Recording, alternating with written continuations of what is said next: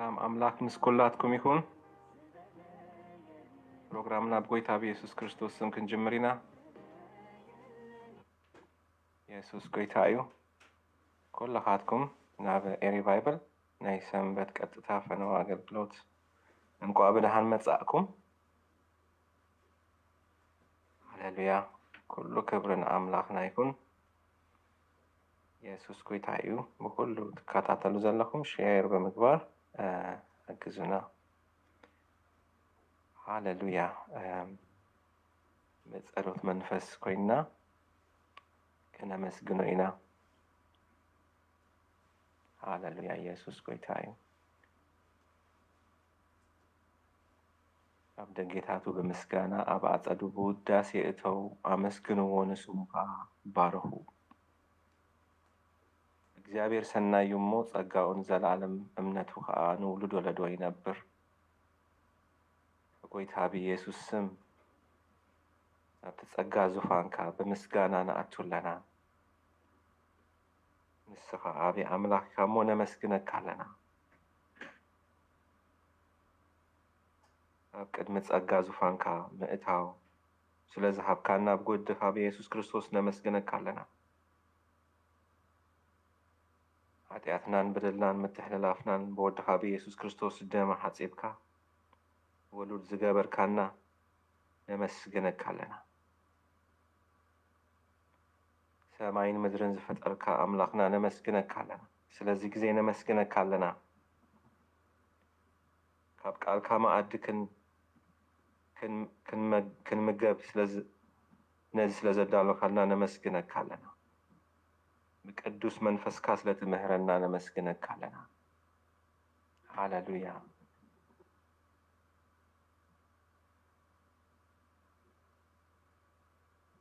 هاللويا هاللويا. عين تلبنا كتبره بيسوس ملومي حدش نجر كاباخا كنراكب لومي لو تخوان لنا بإنتم خيرئوا بلبوم كيستبهلوا كيم اللي سلم أنا خاء كيم هرمسي عينتم عارة لبوم عترارة كم زبلت كيخونة لو ما عينتنا كتبره بلبنا كنستبهل كنملس كابز قبونا قال كله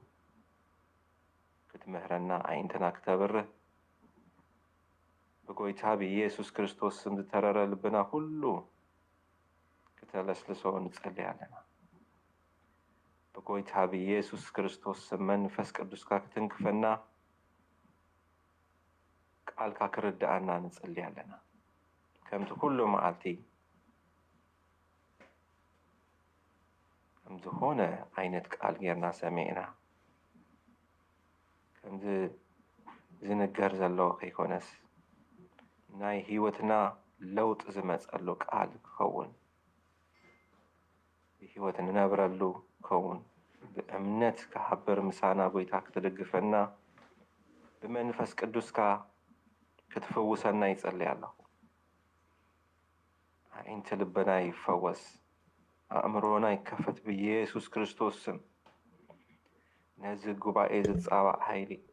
بزي تفلالي نجر زتأنانك بيسوس كريستوس نقاومون لنا قدوس منفس كاب زي مخلقال كمالالس نصلي علينا هلاونت كاب زي مخلقال كمالالس كفلت أنا يصلي عليه. هاللويا هاللويا بيسوس كريستوس سم ኃጢአት ዘበለ بدمك كتصري أب قدميك نقرب علينا أمون قنانا أخذ حزن هيوت زلو كهيلو يصلي عليه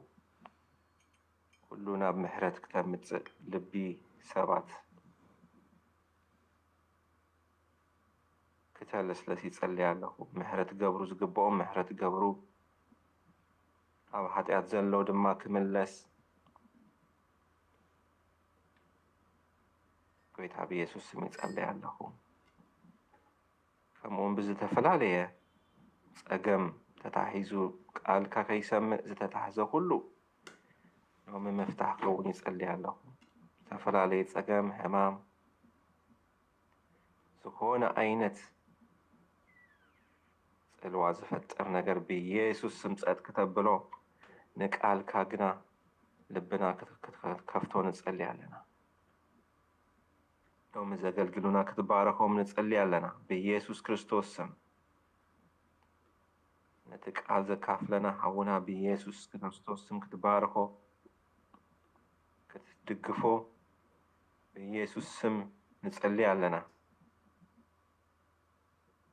بمزمور تمرحنا حفتنا دما كتبارخا بيسوع سم نصلي علينا عندما كتقبل كتقملا متصننا زخون حزبها املخو مسغانا ناخدما كتقرب كدغفا غويتا بيسوع سم بمنفس قدوس كتنكفا نصلي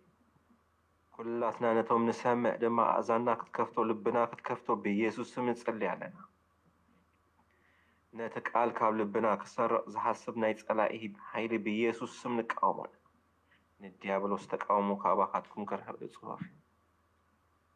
بيسوع سم نقاوم علينا كبابينا كله كتغزو نصلي هذا تكنولوجي كله بسم كسلطان كغزا نكبرخا نصلي علينا هاللويا بملؤ سلطان كتمالا لسامون غنا نصلي علينا نستጸገመ ዝሓዘነ ክትጸናነ بኢየሱስ ክርስቶስ ስም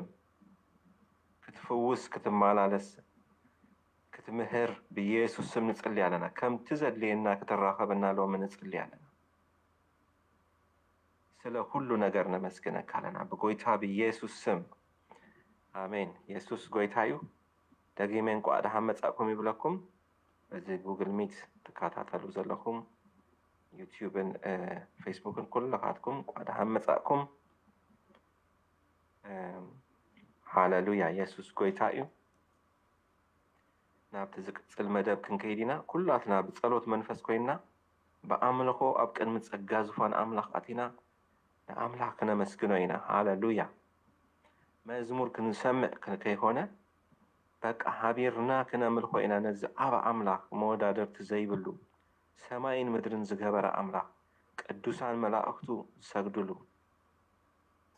ዝርአን ዘይርአን ዝፈጠረ ኣምላኽና ክነምልኾ ኢና ሃሌሉያ ኢየሱስ ጎይታ እዩ ኣብትና ዳናይት ማእከልና ኣላ ማይክ ከትፍልቂ ኣምላኽ ይባርክኪ أنا وقتكم بمزيد ኣምላኽ ይመስገን ወይ ስማ ኣሎ እግዚአብሔር ይመስገን ለዚህ ማዘ እድል ስለታየን አሜን ተመስገን ኣብ ቃል ኣምላኽ ኣብ ዘሁል 30 ቁጥር ሰብ ንእግዚአብሔር መጽዓን ተተማዋፀዐ ወይ ምሕሉ ዘለ ነገር ይትረፈኒ ብምባል ነፍሱ በማሕላ እንተ ኣሰረ ቃሉ ኣይፍረስ ከምቲ ካብ ኣፉ ዝወፀ ከምኡ ይግበር እዚ እንታይ እንዳሓሰብናሲ ጎይታ እቲ ፀቢብ እዋን እቲ ዝኸበደና እዋን ንኸስግረና ኣብ ቅድሚ ኣምላኽ ዝኣተናዮ መብፃዓት ንፍፅም ኣለና ዶ ወይስ ምስ ኮነልና በቃ ብኡ ተሰማሚዑና ረሲዕና በብመገድና ንኸይድ እዚ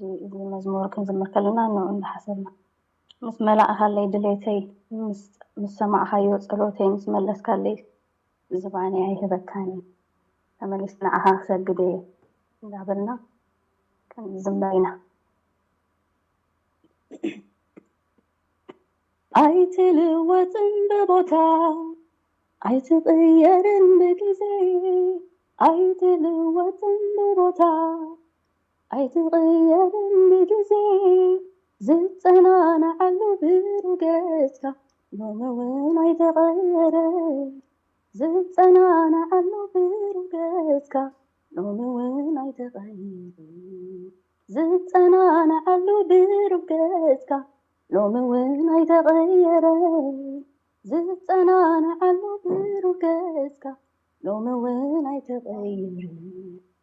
ኣይትልወጥን ብቦታ ኣይትቕየርን ብጊዜ ኣይትልወጥን ብቦታ ኣይትቕየርን ብጊዜ ዝጽናናዓሉ ብሩገትካ ሎሚ እውን ኣይተቐየረን ዝጸናናዓሉ ብሩገትካ ሎሚ እውን ኣይተቐየረን ዝጸናናዓሉ ብሩገትካ ሎሚ እውን ኣይተቐየረን ዝጸናናዓሉ ብሩገትካ ሎሚ እውን ኣይተቐየረን ስለ እሙንነትካ እንታይ ክመልስ ወሬታ ስለ እሙንነትካ እንታይ ክመልስ ወሬታ ይኹን ልበይ ይኹን ፍቓደይ ኩለንትናይ ንኽብርኻ ጥራይ ይኹን ልበይ ይኹን ፍቓደይ ኩለንትናይ ንኽብርኻ ጥራይ ስለ እሙንነትካ እንታይ ክመልስ ወሬታ ስለ እሙንነትካ እንታይ ክመልስ ወሬታ ይኹን ልበይ ይኹን ፍቓደይ ኩለንትናይ ንኽብርኻ ጥራይ ይኹን ልበይ ይኹን ፍቓደይ ኩለንትናይ ንኽብርኻ ጥራይ ይኹን ልበይ ይኹን ፍቓደይ ኩለንትናይ ንኽብርኻ ጥራይ ምስ መለስካለይ ጸሎተይ ምስ መለስካለይ ጸሎተይ ምስ መለስካለይ ምስ መላካዮ ድሌተይ ምስ መላካለይ ምስ መላካዮ ድሌተይ ምስ መላካለይ ዝባነይ ኣይህበካን መገደይ ኣይከይድን መብፅዓይ ይፍጽም እምበር ምለስ ንዓኻ ሰግድ ዝባነይ ኣይህበካን መገደይ ኣይከይድን መብፅዓይ ይፍጽም እምበር ምለስ ንዓኻ ሰግድ ምስ መላካለይ ድሌተይ ምስ መላካለይ ምስ መላካለይ ድሌተይ ምስ መላካለይ ምስ መለስካዮ ጸሎተይ ምስ መለስካለይ ምስ መለስካዮ ጸሎተይ ምስ መለስካለይ ዝባነይ ኣይህበካን መገደይ ኣይከይድን መብፅዓይ ይፍጽም እምበር ምለስ ንዓኻ ሰግድ ዝባነይ ኣይህበካን መገደይ ኣይከይድን መብፅዓይ ይፍጽም እምበር ምለስ ንዓኻ ሰግድ ከምዘይጠዓምኩ ረድኤትካ ከምዘይረኣኹ ተኣምራት ከምዘይጠዓምኩ ረድኤትካ ከምዘይረኣኹ ተኣምራት ሎሚ ውከልን ኣብ ትሕዝቶይ ምስ መላካ ንድሌተይ ንዘላለም መንበርየ እሙን ኣምላኽ ስምካ ይባረክ ንዘላለም መንበርየ እሙን ኣምላኽ ስምካ ይባረክ ንዘላለም መንበርየ እሙን ኣምላኽ ስምካ ይባረክ ንዘላለም መንበርየ እሙን ኣምላኽ ስምካ ይባረክ ከምዘይጠዓምኩ ረድኤትካ ከምዘይረኣኹ ተኣምራት ከምዘይጠዓምኩ ረድኤትካ ከምዘይረኣኹ ተኣምራት ሎሚ ውከልን ኣብ ትሕዝቶይ ምስ መላካ ንድሌተይ ንዘላለም መንበርየ እሙን ኣምላኽ ስምካ ይባረክ ንዘላለም መንበርየ እሙን ኣምላኽ ስምካ ይባረክ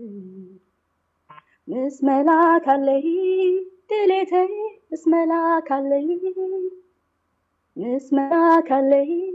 ድሌተይ ምስ መላክ ኣለይ ምስ መለስካዮ ጸሎተይ ምስ መለስካለይ ምስ መለስካዮ ጸሎተይ ምስ መለስካለይ ዝባነይ ኣይህበካን መገደይ ኣይከይድ መብፅዓይ ይፍጽም እምበር እምለስ ንዓኻ ሰግድ ዝባነይ ኣይህበካን መገደይ ኣይከይድ መብፅዓይ ይፍጽም እምበር እምለስ ንዓኻ ሰግድ ይትረፍ ጥዒመ ሰናይካ ተረኸበኒ እኳ ፀበባ ኣስተማቒረ ምሕረትካ ከመይ ለርስዖ ኣብራህዋ ፍቕርኻ ዕሽሻ ይብሎ ብዘይካኻ ዋጋ የብለይ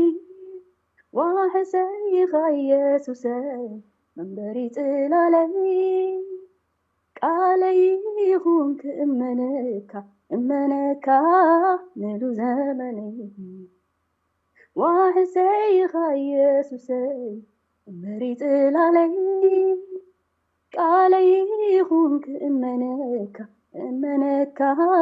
ንሉ ዘመነይ ይትረፍ ጥዒመ ሰናይካ ተረኸበኒ እኳ ፀበባ ኣስተማቒረ ምሕረትካ ከመይ ለርስዖ ኣብራህዋ ፍቕርኻ ዕሽሻ ይብሎ ብዘይባኻ ዋጋ የብለይ ዋሕሰይኻ ኢየሱሰይ መንበሪ ጽላለይ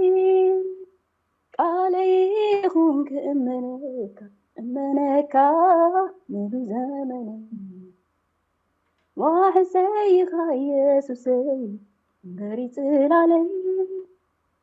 ቃለይ ይኹን ክእመነካ እመነካ ንሉ ዘመነይ ምስ መላክ ኣለይ ድሌተይ ምስ መላክ ኣለይ ምስ መላክ ኣለይ ድሌተይ ምስ መላክ ኣለይ ምስ መለስካዮ ጸሎተይ ምስ መለስካለይ ምስ መለስካለይ ጸሎተይ ምስ መለስካለይ ዝባነይ ኣይህበካን መገደይ ኣይከይድ መብፅዓይ ይፍጽም እምበር እምለስ ንዓኻ ሰግድ ዝባነይ ኣይህበካን መገደይ ኣይከይድ መብፅዓይ ይፍጽም እምበር እምለስ ንዓኻ ሰግድ ምስጋናይ ንዓኻ ጥራይ ስደተይ ንዓኻ ጥራይ ኣምልኾይ ንዓኻ ጥራይ ምግልጋለይ ንዓኻ ጥራይ ምስጋናይ ንዓኻ ጥራይ መዝሙረይ ንዓኻ ጥራይ ስደተይ ንዓኻ ጥራይ ምግልጋለይ ንዓኻ ጥራይ ምስጋናይ ንዓኻ ጥራይ መዝሙረይ ንዓኻ ጥራይ ስደተይ ንዓኻ ጥራይ ምግልጋለይ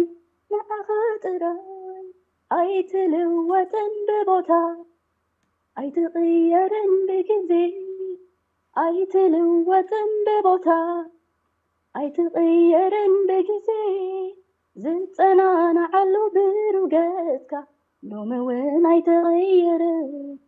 ዝጸናንዓሉ ብሩገትካ ሎሚ እውን ኣይትቕየርን ዝጸናንዓሉ ብሩገትካ ሎሚ እውን ኣይትቕየርን ዝጸናንዓሉ ብሩገትካ ሎሚ እውን ኣይትቕየርን ምስጋናይ ንዓኻ ጥራይ ስደተይ ንዓኻ ጥራይ መዝሙረይ ንዓኻ ጥራይ ምግልጋለይ ንዓኻ ጥራይ ኣምልኾይ ንዓኻ ጥራይ ስደተይ ንዓኻ ጥራይ መዝሙረይ ንዓኻ ጥራይ ምግልጋለይ ንዓኻ ጥራይ ከምዘይጥዕምኩ ረድኤትካ ከምዘይረኣኹ ታምራት كم زيت عمكو ردئتك كم زيت أبو تمرات لومي وكلنا بتحستوي بسم الله كان دلتي واحد سيف يسوسي انبريت علي قال يهون منك ملو زمني نزل عالم منبري امون املاك سمكاي بارك نزل عالم منبري امون املاك سمكاي بارك مسملاك علي دلتي مسملاك علي مسملاك علي دلتي مسملاك علي زباني أيه ذكان مقدي أي كيدي نفسعي يفتن بار من نسمع خسقد زباني أيه ذكان مقدي أي كيدي نفسعي يفتن بار من نسمع خسقد مسكانينا خاطراي سدتينا خاطراي أمنغينا خاطراي مقالي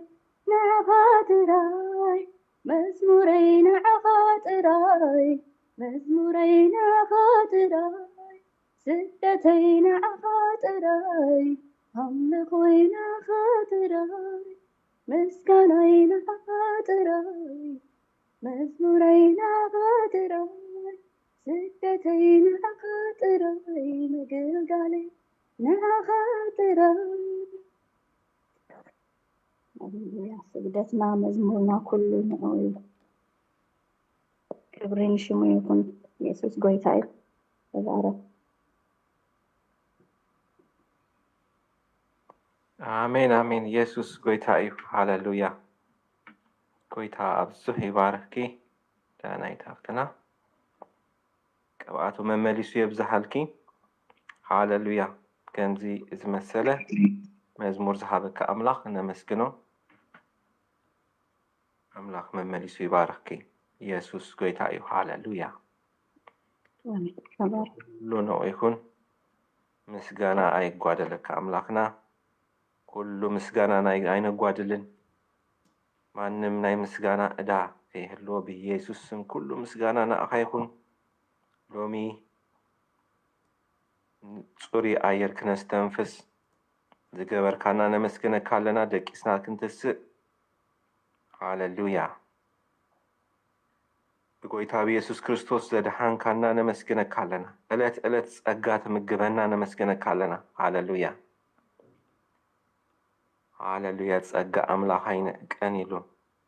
يسوس قويتا يوتهم أنا دابل ናይ ግብፅ ምግቢ ዝተመነዩ ከምኡ ኣይንኸውንን ኢና ሃሌሉያ ሕጂ እውን ጎይታ ዕለት ዝህበና ዘሎ ፀጋ ዓብይ እዩ እሞ ካልእ ዋላ ሓንቲ ኣጉደለልና የለን ኢየሱስ ጎይታ እዩ ለዚ ክንረክቦ ንኽእል ነገር የለን ስለዚ ምስጋናና ኣይነጓድለን ሃሌሉያ ስለ ፀጋኻ ዕለት ዝወሃበና ዘሎ ነመስግነካ ኣለና መንፈስ ቅዱስ ክብርን ምስጋናን ንዓኻ ይኹን ሃሌሉያ ኢየሱስ ጎይታ እዩ ናብ ዝቅፅል መደብና ክንከይድ ኢና ዝጀመርናዮ ናይ ሮሜ መልእኽቲ ናብ መበል 13 ኢና ንቅፅል ዘለና ኢየሱስ ጎይታ እዩ ቅድሚኡ ሓፂር ንሎሚ ከም ኣጋጣሚ ዝመፃኩም ድሕር ኣለኩም ኣብቲ ፌስቡክ ወይ ድማ ኣብ ዩቲዩብ ኤሪባይብል ቤት መፅሓፍ ቅዱስ ንመሃረሉ እዩ ካብ መሰረታዊ ትምህርቲ ቤት መፅሓፍ ቅዱስ ትምህርቲ ድሕነት ማለት እዩ ከምኡ እውን ወደ መዝሙር ትምህርቲ ጀሚርካ ንኣገልግሎት ዝጠቅም ዝተዳለወ ናይ መፅሓፍ ቅዱስ ትምህርቲ ብቋንቋ ትግርኛ እዩ ስለዚ ኣብኡ ኣቴና ክንጥቀም ንኽእል ኢና ተመዝጊብና ግዜና ተጠቂምና ከምቲ በቃ ውሽጥና ጎይታ ክነገልግል ዝቃጻጸል ሰባት መጺና ኣብዚ ነታ ዘላትና ግዜ ክንጥቀመላ ክንመሃር ድሓሪ ድማ ክነገልግል ንኽእለሉ መገዲ ስለ ዝኾነ ኩሉ ኣብዚ ኣምላኽ ዘዳለወልና ነገር ኩሉ ክንጥቀመሉ የዕድመኩም ንካልኦቱን ድማ ዘይፈልጡ ሰባት ክተፍልጥዎም ዕድመኩም በዚ ኣጋጣሚ ስለዚ እድል ነመስግኖ ጎይታ ከምዚ ዓይነት እድል ስለዝሃበና በቃ መንግስቱ ከምዚ ዓይነት ቦታ ክነገልግል እድል ስለዝከፈተልና ነመስግኖ ምሳና ከተገልግሉ ብዝኾነ ተገልግሉ ዝተደልዩ ሰባት ረኸቡና እሞ ብሓንሳብ ስራሕ ኣምላኽ ክንሰርሕ ኢና ኢየሱስ ጎይታ እዩ ከምኡውን ብጸሎት ትድግፉና ሰባት ኣምላኽ ይባርኽኩም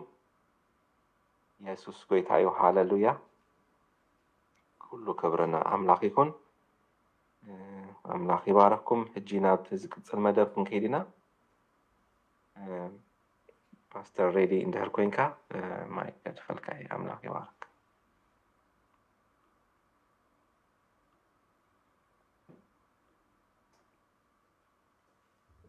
አምላክ መስገን ክብርና አምላክ ይሁን አሜን አሜን እግዚአብሔር መስገን እንት ቃላው ገዛ ባረካ አሜን እግዚአብሔር መስገን እግዚአብሔር አምላክና ሰናዩ ምስጋና ንዑ ጥራይ ዝግባ እግዚአብሔር መስገን ዳናይት ጎይታ ባረኪ እግዚአብሔር ሰናይ አምላክ ምሕረቱን ዘላለም ዝኾነ እግዚአብሔር ካብ ጸጉኡ ምንም ዘይጉደለልና ከሳዕ ምጽአቱ ድማ ብምልአቱ ዘመላለሰና ጎይታ እዩሞ ክብሪ ንስሙ ይኹን እግዚአብሔር ይመስገን ጎይታ ነመስግኖ እዚ ዕድል ስለዝተዋሃበና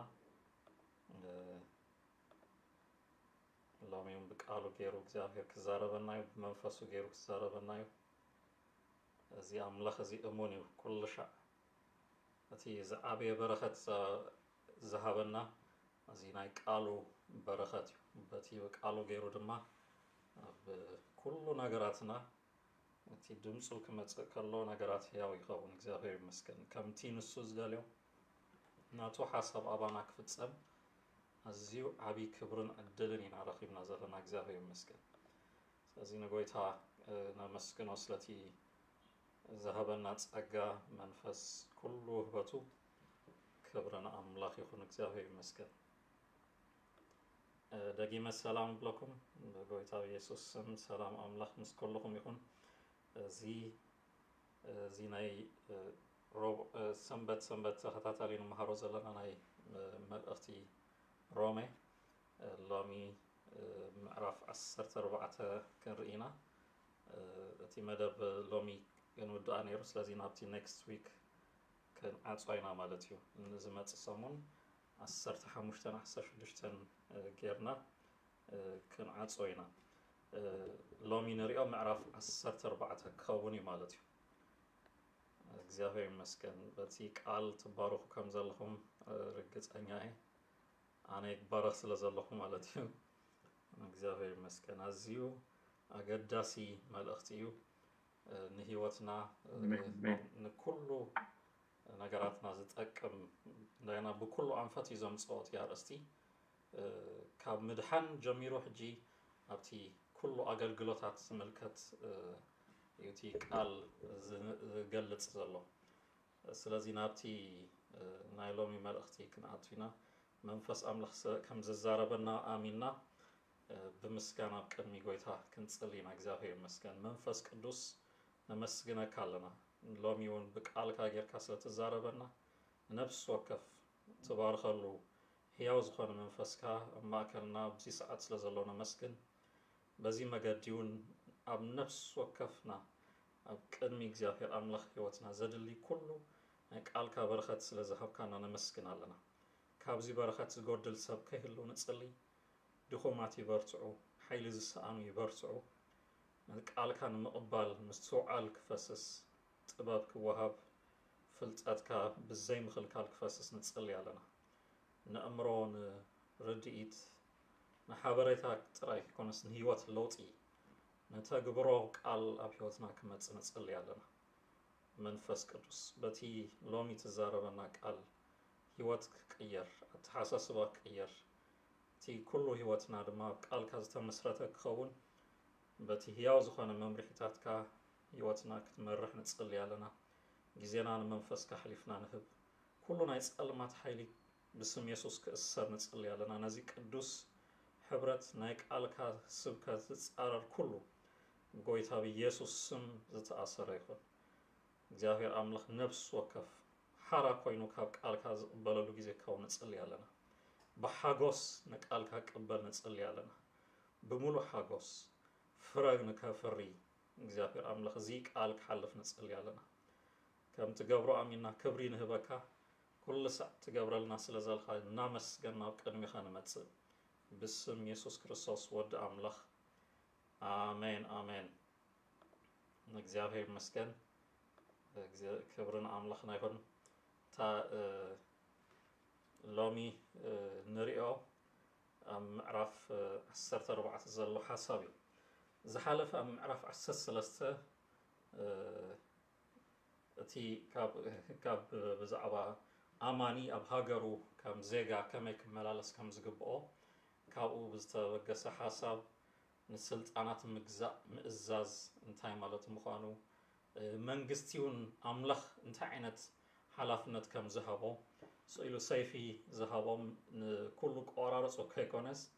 نتي عمص انياك قصو نتي صبو زغبر دما كنئدو بأملخ زتسرعو كم زخونو نتي بعمص زخيد دما حنن مفداي أملخ كم زتقملهم نفتحي كم زتقملهم زي قالي نغرنا نتي عمص انيا منغستيون እግዚአብሔር ካልእ መንግስቲ መቅጽዒ መገድታት ከም ዘለዎ እዚ ድማ ክንፈልጥ ይግባአና እዚ ኩሉ ንኣምላኽ ዝተገዝአ መንፈስ ንእግዚአብሔር ክብሪ እናሃበ ክኸይድ ከም ዝግብኦ ብፍርሃት ኣምላኽ ክኸይድ ከም ዝግብኦ ይነግረና እቲ ንመንግስቲ ክፈርህ ዝግብኦ እቲ ዓመፀኛ ክኸውን ኣለዎ እቲ ብተንኮል ብክፍኣት ዝኸይድ ንሱ እዩ ክፈርህ ዝግብኦ ብጽድቂ ዝግብኦ እናገበረ ዝኸይድ ብምሉእ ትብዓት ክኸይድ ይግብኦ እዩ ምክንያቱ ንኣምላኹ እናፈርሀ እዚ ናይ ክርስቶስ ጽድቂ ህይወቱ ዝለወጦ ሰብ ካብቲ ኣብ ምዕራፍ ሓደ ዝነበረ ብልሹ ዝኾነ ንእግዚአብሔር ዘይኽብር ህይወት ካብኡ ሓራ ወፂኡ እዩ ኣብዚ ዝበፅሕ ዘሎ ጽድቂ ክርስቶስ ተቐቢሉ እቲ ኣብ ውሽጣዊ ዘሎ ቃልሱ ዝሰዓረ ሰብ ብጎይታ ብኢየሱስ ክርስቶስ ዝተዋህቦ ዓወት ድማ ዝመላለስ ከምቲ ኣብ ምዕራፍ 8 ዘሎ ዝመላለስ ሰብ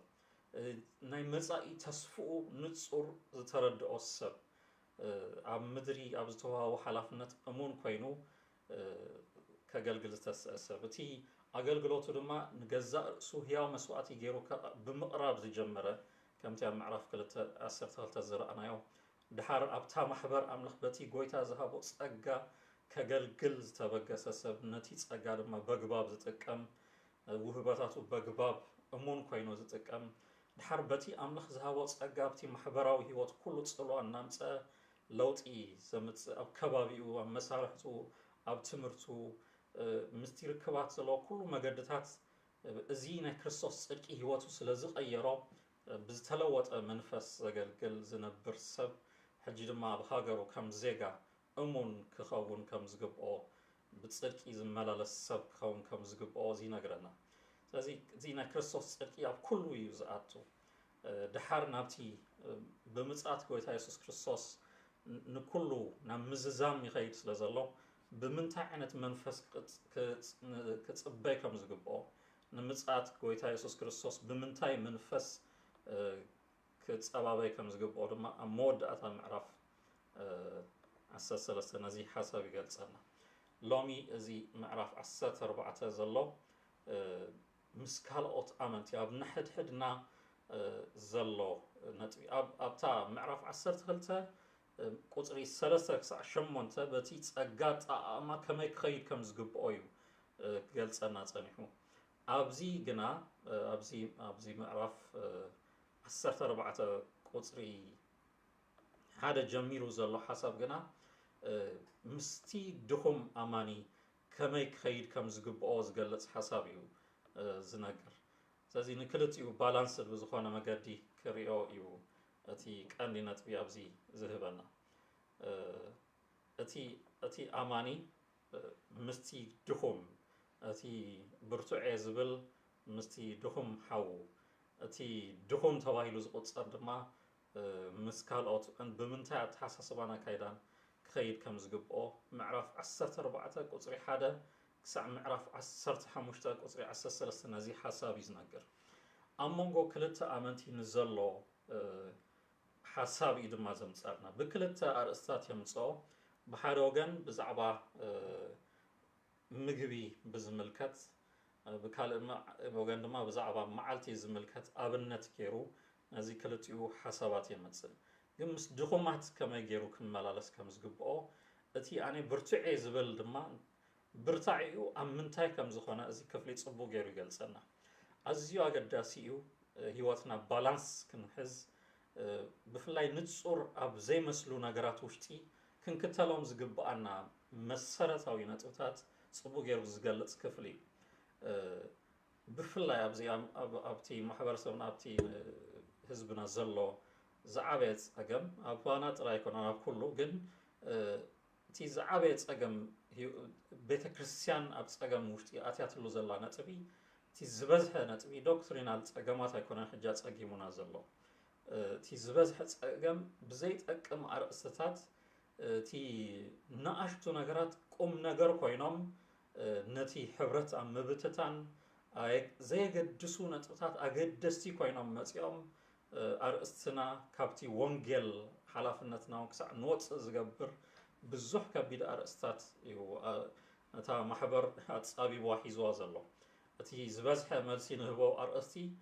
እቲ ኣብቲ ቁም ነገር ኣብቲ ተልእኾና ናይ መንግስቲ ሓሳብ ብናይ ክርስቶስ መንግስቲ ሓሳብ ከይኮነስ ኣብቲ ጠፋኢ ምድራዊ ኣብቲ ናይ ሓፂር ግዜ እዋናት ዝምልከት ነገራት እዩ ነቲ ኣማንን ማሕበር ክርስቶስ ኣዝዩ ከቢድ ኢሹ ተባሂሉ ናይ ግዚኡ ገስታይ ኮይኑ ተስኡ ዘሎ ካብዚ ዝተለዓለ ገሌን ማሕበራት ራእይ ገይረን ሒዘንኦ ዘለዋ ነጥቢ እቲ ናይ ጎይታ ኢየሱስ ክርስቶስ ዓብይ ተልእኾ ወይ ድማ ነቲ መንግስቲ ኣምላኽ ዝምልከት ዓብይ ነጥቢ ከይኮነስ ኣዝዩ ኣድካሚ ዝኾነ ተራፊ ኣብ ምድሪ ገዲፍናዮ ንኸይድ ሓይሊ ዝበልዕ ድላይካ መሊእካዮ ድማ ዘይመልእ እዚ ዓይነት ኣርእስቲ እዩ ብዙሕ ኣድኪሙና ዘሎ ስለዚ እዚ ክፍሊ እዚ ነዚ ጉዳያት ፅቡቅ ጌርና ከመይ ጌርና ክንሕዝ ከም ዝግብኣና እዩ ዝነግረና መጀመርታ ኣይትፈራረዱ ይብለና ምዕራፍ 14 ካብ 1 ክሳብ 12 ኣብታ ካልእቲ ሓሳብ ድማ ኣይትተዓናቀፉ ድማ ይብለና ነቲ ካልእ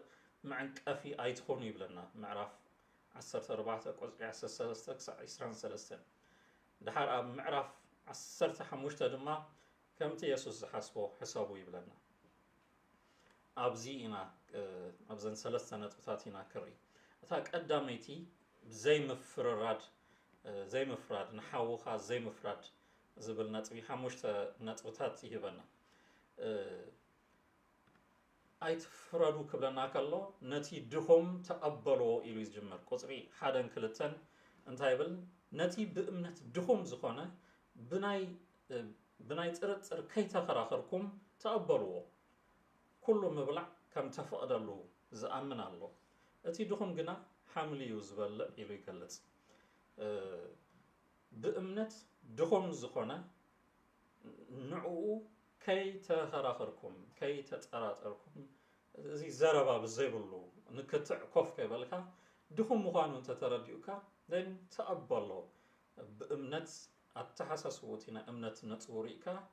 ኣብ ክትዕ ምእታው ኣየድልይን እዩ ዝብል ዘለዎ ጳውሎስ እዚ እቲ ሓይልኻ ተውፅኣሉን ዘይተውፅኣሉን ኣርእስቲ ፍለጥ እቲ ቀንዲ ነጥቢ ዓቕሚ ናይ ኣሕዋትካ ምፍላጥ ናትካ ናይ ገዛእ ርእስኻ ዓቕሚውን ምፍላጥ እዩ ዝነግር ዘሎ እዚ ንመን ክንቅበል ከም ዝግባአና ብምንታይ መንፈስ ክንቅበል ከም ዝግባአና እዩ ዝነግረና እቲ ቀንዲ ነጥቢ ብእምነት ድኹም ንዝኾነ ሰብ እዩ ዝነግር ኣብዚ ምዕራፍ 14 በዚ ሓሳብ ይጅምር ነቲ ብእምነት ድኹም ዝኾነ ኣብ ምዕራፍ 15 ግና እቶም ብርቱዓት ዝኾንና ኢሉ ብዛዕባ እቶም ብርቱዓት እዩ ዝነግር ብርቱዕ ዝብል ፅቡቅ መንፈሳዊ ርድኢት ኣለኒ ዝብል ነቶም ድኹማት ዝበሃሉ ድማ ድኹማት ዝብል ሽም ንዝሃቦም ንዓቶም ድማ ኣብ 15 ዋላ ኣብዚውን ከም ነጥብ የምጽእ እቲ ብርቱዕ ዝብል ነዚ ብእምነት ድኹም ዝኾነ ብዘይ ምጥርጣር ብዘይ ክትዕ ክቕበል ከም ዝግብኦ ልብኹም ይከፈት እዩ ዝብል ዘሎ እቲ ዝደኸሙሉ ነጥቢ ድማ ይነግረና ብርድኢት ጸጋን ግብርን ገና ስለ ዘይምብሳሎም እምበር እዚ ኣካላዊ ዝኾነ ድኻም ወይ ድማ ብሓጢኣት ንዝደኸሙ ኣይኮነን ዝዛረብ ዘሎ እዚኣ ንጽርቲ ክትከውን ኣለዋ ብሓጢኣት ንዝደኸሙ ተቐበልዎም ኣይኮነን ዝብለና ብእምነት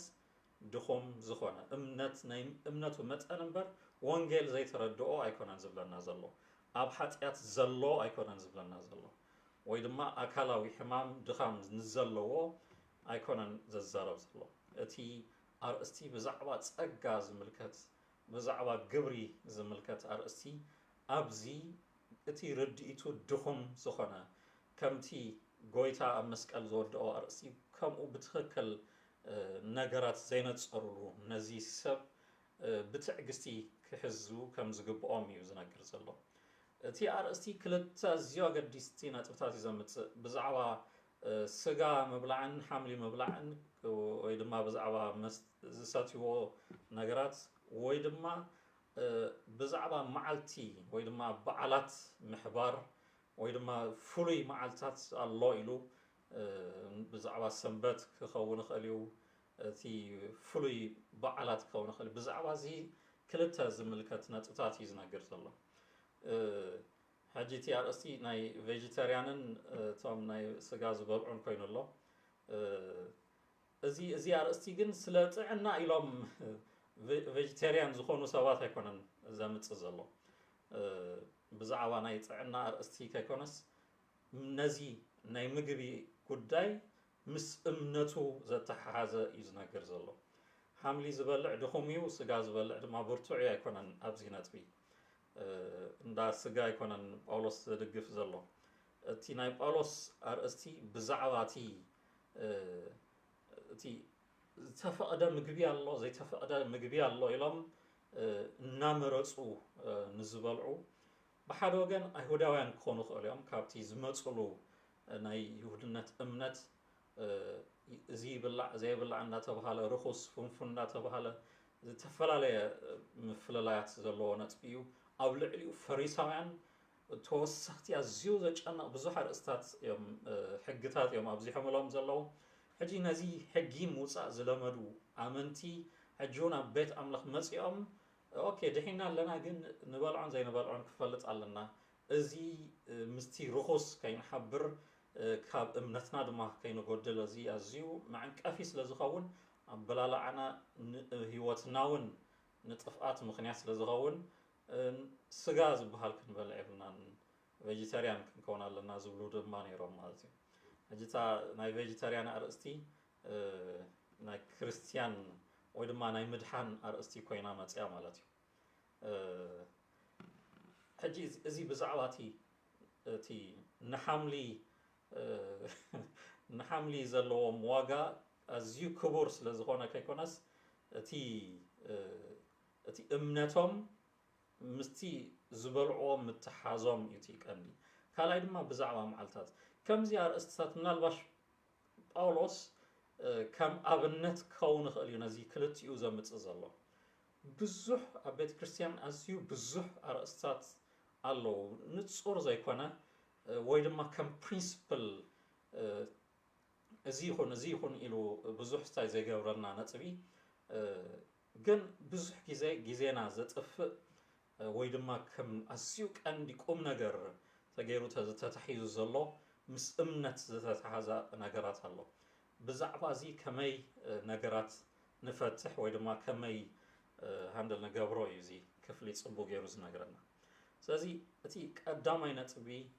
ምቕባል ምፍራድ ከይኮነስ ምቕባል ነቲ ብእምነቱ ድኹም ንዝኾነ እናተኻታዕኩም እናተኸራኸርኩም ጊዜ ብምጥፋእ ናይዚ ሰብ እምነት እዚ ናብ ዝገረደ ድኻምን ጥፍኣትን ናብ ውድቀትን ምእንቲ ከይከይድ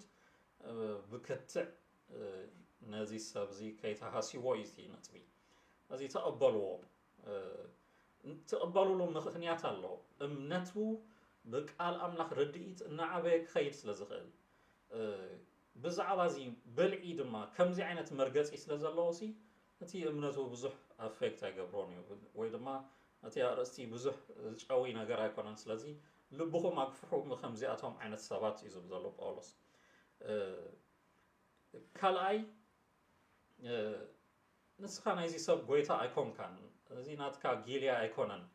زي بلع زي تبلع النابلكا كتقوات أرو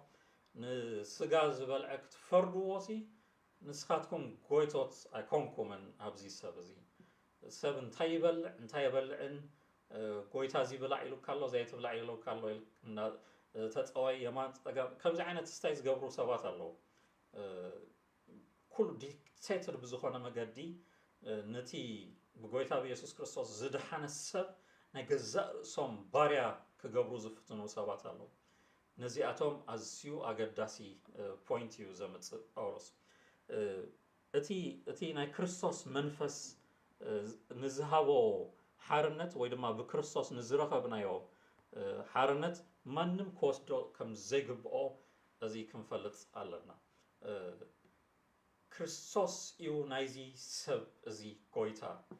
يبل قصري 3-4 أملاح تقبلوا إمو أتي زبلع نتي زيبلع عين عقو أتي زيبلعون أبتي زبلع أيفرد نسخاها أبجيليا كال اتفرد انتوايخا نسو نقويتو يدو زبل ويس زود جناخ اكزياهير دو كبلو يخلي مو دو كبل يويبنا أملاح تقبلوا إمو نسخا كتنعقو مسل يبل كان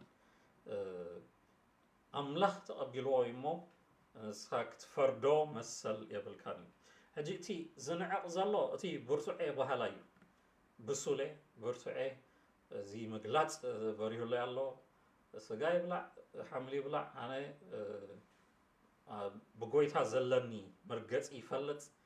امنتي تصنعي وايدنتيتي تمرتي صبوز وصل يزي مسل أبتي تمرتي جنز تجاننا رديت وشتي آتيو نكالوت أمن نشاو وشتي آتي الله زي حمومي برتوع زغاني مسل الله وأنصارو جنا زيودهم كوين الله مانياتو بتي بسلت زمسلو أرستي نكالوت كنعق سلاز جمرة أبتعبيت آتي الله أتي دما دخون تباهيلو تتصوعي زالله أين بلعنينا عند أين بلعنينا جروب دما زي دما زبرتعي زمسلو زالله شوهاتو وي دما أبتايتو قواص أرزخل رأس مقتع كم زالله غيرو نرسو زقصر زبلعن زي بلعن ناي مللايك إلات علنا إيلهم زحسبو نزبلعو زبلو كلاتهم أباك ترخبوا أيهم دابلو زفردو እዚኣቶምን ርእሶም ብምቁፅፃር ዝበርትዑ መሲልዎም ኣሎ ነቲ ርእሱ ዘይቋፀር ፍኑ ንዝኸደ ብናቶም ኣረኣያ ንስጋ ዝበልዕ ስቴክ ዘዘበለ ኩሉ እዚ እናፈረዱ ንገዛእ ርእሶም ብትዕቢት መሊኦም ኣሎ ክልቲኡ ግሩፕ ዕቡይ ግሩፕ እዩ ክልቲኡ ኣተሓሳስቡ ዝሰሓተ እዩ እዚ ኣብቲ እቲ ዝበልዕ ነቲ ዘይበልዕ ዓይን ዓቆ ይብል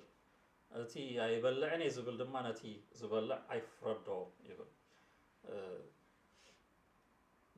እዚ ብዙሕ ኣብ ቤተ ክርስቲያናት ውሽጢ ንሪኦ ኣካይዳታት እዩ ሓደ ንዕቀት ዝተመልኦ ግሩፕ ንርኢ እቲ ሓደ ድማ ኣዝዩ ብፍርዲ ዝተመልአ ግሩፕ ንርኢ እቲ ሓደ ሜቢ በቲ ፀጋ ምግላፃት ብርሃን ትምህርትታት ኣዝዩ ዝዓበየ ኮይኑ ይመስሎ እቲ ሓደ ድማ ኖ እቲ ናይ ጥንቲ ኣካይዳታት ናይና ዓቂምና ክንከይድ ንደሊ ዋላ እቲ ናይ ቀደም መዛሙር ጥራይ እዩ ክዝመረሉ ዝደሊ እዚ ዓይነት ግሩፕ ኣሎ ልምድታቱ ክዕቅብ ዝደሊ እቲ ድማ ብሓድሽ ሌቭላት ኣቲና ኣለና ኢሉ ድማ እቲ ካልእ እናናሸወ ዝኸይድ ኣሎ ኣብ ክልቲኡ ሕማም ኣሎ እዩ ዝብለና ዘሎ ጳውሎስ ብንዕቐት ክኽየድ ኣይከኣለን እዩ ብምፍራድ ክኽየድ ኣይከኣለን እዩ እቲ ትንዕቆ ዘለኻ ነቲ ኣምላኽ ዝተቐበሎ እዩ እቲ ትፈርዶ ዘለኻ ሰብ ኣምላኽ ካብዚ ፍርዲ እዚ ነፃ ዝገበሮ ሰብ እዩ ስለዚ ንስኻ ኣይኮንካን ናይዚ ሰብ ጊልያ ናይዚ ሰብ ጎይታ ናትካ ጊልያ ናትካ ባርያ ኣይኮነን ክርስቶስ ተገዛ ብደም ኢየሱስ ክርስቶስ ተዓደገ ሰብ ይዝብለና እዚ እቲ ብርቱዕ ዝብል ኣይናዓ እቲ ድኹም ዝተባሃለ ድማ ኣይፍረድ እቲ ፍርዲ ክብል ከሎ ኣብዚ ብንጹር ቃል ኣምላኻዊ ዝኾነ መምርሒታት ጥራይና ፍርዲ ክነውፅእ ንኽእል እቲ ቃሉ ዝፈረዶ ኢና ነቲ ካልእ ቃሉ ብዝመልኦ መሰረት ጌጋ ኢልና ክንፈር ንኽእል እቲ ሕጂ ቃል ኣምላኽ ብንጹር ዝነግረና ጎይታ ኢየሱስ ክርስቶስ ዘይኣመኑ ሕጂ ተፈሪዶም ኣሎ ይብለና ምጽኣት ክርስቶስ ኢየሱስ ብክብሪ ክግለጽ ገለ ኣይድልዮን እዩ ብእምነት ዘየለ ኩሉ ኣብ ፍርዲ ኣሎ እቲ ኣብ ሓጢኣት ዝመላለስ ዘበለ ኩሉ እቲ ናይ ሓጢኣት መገዲ ፍሪኡ ኣውቶማቲክ እዩ እቲ ኣካይዱ ባዕሉ ይዛረብ እዚ በቲ ቃል መሰረት እቲ መምርሒ ንጹር እዩ እቲ ካብቲ ናይ እግዚአብሔር ቃል መምርሒ ወፃኢ ዘበለ ኩሉ እቲ ቃል ስለ ዝፈርዶ በቲ ቃል መሰረት እዚ ጌጋ ኢልና ክንምዕድን ክንእርምን እዩ ቃል ኣምላኽ ዝነግረና እዚ ኣብቲ ዝፍረድን ዘይፍረድን ክፈልጥ ኣለና ብቃል ስጋ ብዝበልዐን ሓምሊ ብዝመልዐን ዝብል ቃል ኣምላኻዊ መምርሒ የብልና ስለዚ እቲ ቀንዲ መስመርና ነጥብና ናይ እግዚአብሔር ቃል እዩ ኣብዚና ድማ ጽቡቕ ጌርና ክንረግጽ ዝግባአና ካልኣይ ኢየሱስ ክርስቶስ ጽቡቕ ጌሩ ካብ ዝምሃረና ነጥቢ ውሽጢ ንስኻ ባዕልኻ ዘይትጾሮ ፍርዲ ኣብ ካልኦት ከተቐምጥ ድማ መሰል የብልካ ንካልኦት ትፈርዶም ፍርዲ ንስኻ ባዕልኻ ከም መፈንጥራ ዝተኣሰርካሉ እንድሕር ኮይኑ እዚ ሓሶት እዩ እዚ መሰል የብልካ ንካልኦት እዚ ናይ ድኹም ሰብ ባህሪ እዩ ስለዚ ባዕልኻ ንዘይትጾሮ ፍርዲ ኣብ ካልኦት ኣይተቐምጥ እቲ ናይ ቃል ኣምላኽ ነጥቢ ኣብ ዓይኑ ኣዝዩ ግዙፍ ጉንዲ ኣቐሚጡ ከሎሲ ንዕኡ ዘውፅአ ኣብ ሓዉ ዘሎ በሰር ከውፅእ ዝፍትን ሰብ እዚ ኣዝዩ ግጉይ ከም ዝኾነ ኢየሱስ ጽቡቕ ገይሩ ዝምሃሮ ትምህርቲ እዩ ነቲ ናቱ ንገዛእ ርእሱ ቅድም ዘይፈረደ ሰብ ንካልኦት ክፈርድ መሰል የብሉ ነቲ ነጥቢ ሕጂ እቲ ንካልኦት ኣይነእርምን ኢና ኣይኮነን ብቃል ኣምላኽ መሰረት እቲ ጌጋ ትብሎ ክእረም ክትከይድ ይግባእካ እቲ ትዛረበሉ ኣተሓሳስባ መገዲ ግን ናትካ ከይረኣኻ ናትካ ክንዲገለ ዘይተኣረመ ኣርእስቲ ጼርካ ኣለኻ ናይ ካልኦት ግን ንኣሽቱ ደቀቕቲ ነገራት ክትእርም ምፍታን እዚ ኢየሱስ ካብ ዝተቃወሞ ክንጥንቀቐሉ ካብ ዝግባአና መገዲ ውሽጢ ኣይትፍረድ ተጻሒፉሎም እንዳበሉ ብሓጢኣት ክቕጽሉ ዝደልዩ ሰባት ነዚኣቶም መተባብዒ ክፍሊ ኣይኮነን እዚ ክፍሊ እዚ ብንጹር እዚ ቃል ኣምላኽ ብዛዕባቶም ኣብ ሓጢኣት ኣብ ውድቀት ዘለው ካብ ቃል ኣምላኻዊ መምርሒ ወፃኢ ንዝኸዱ ዘለው ሰባት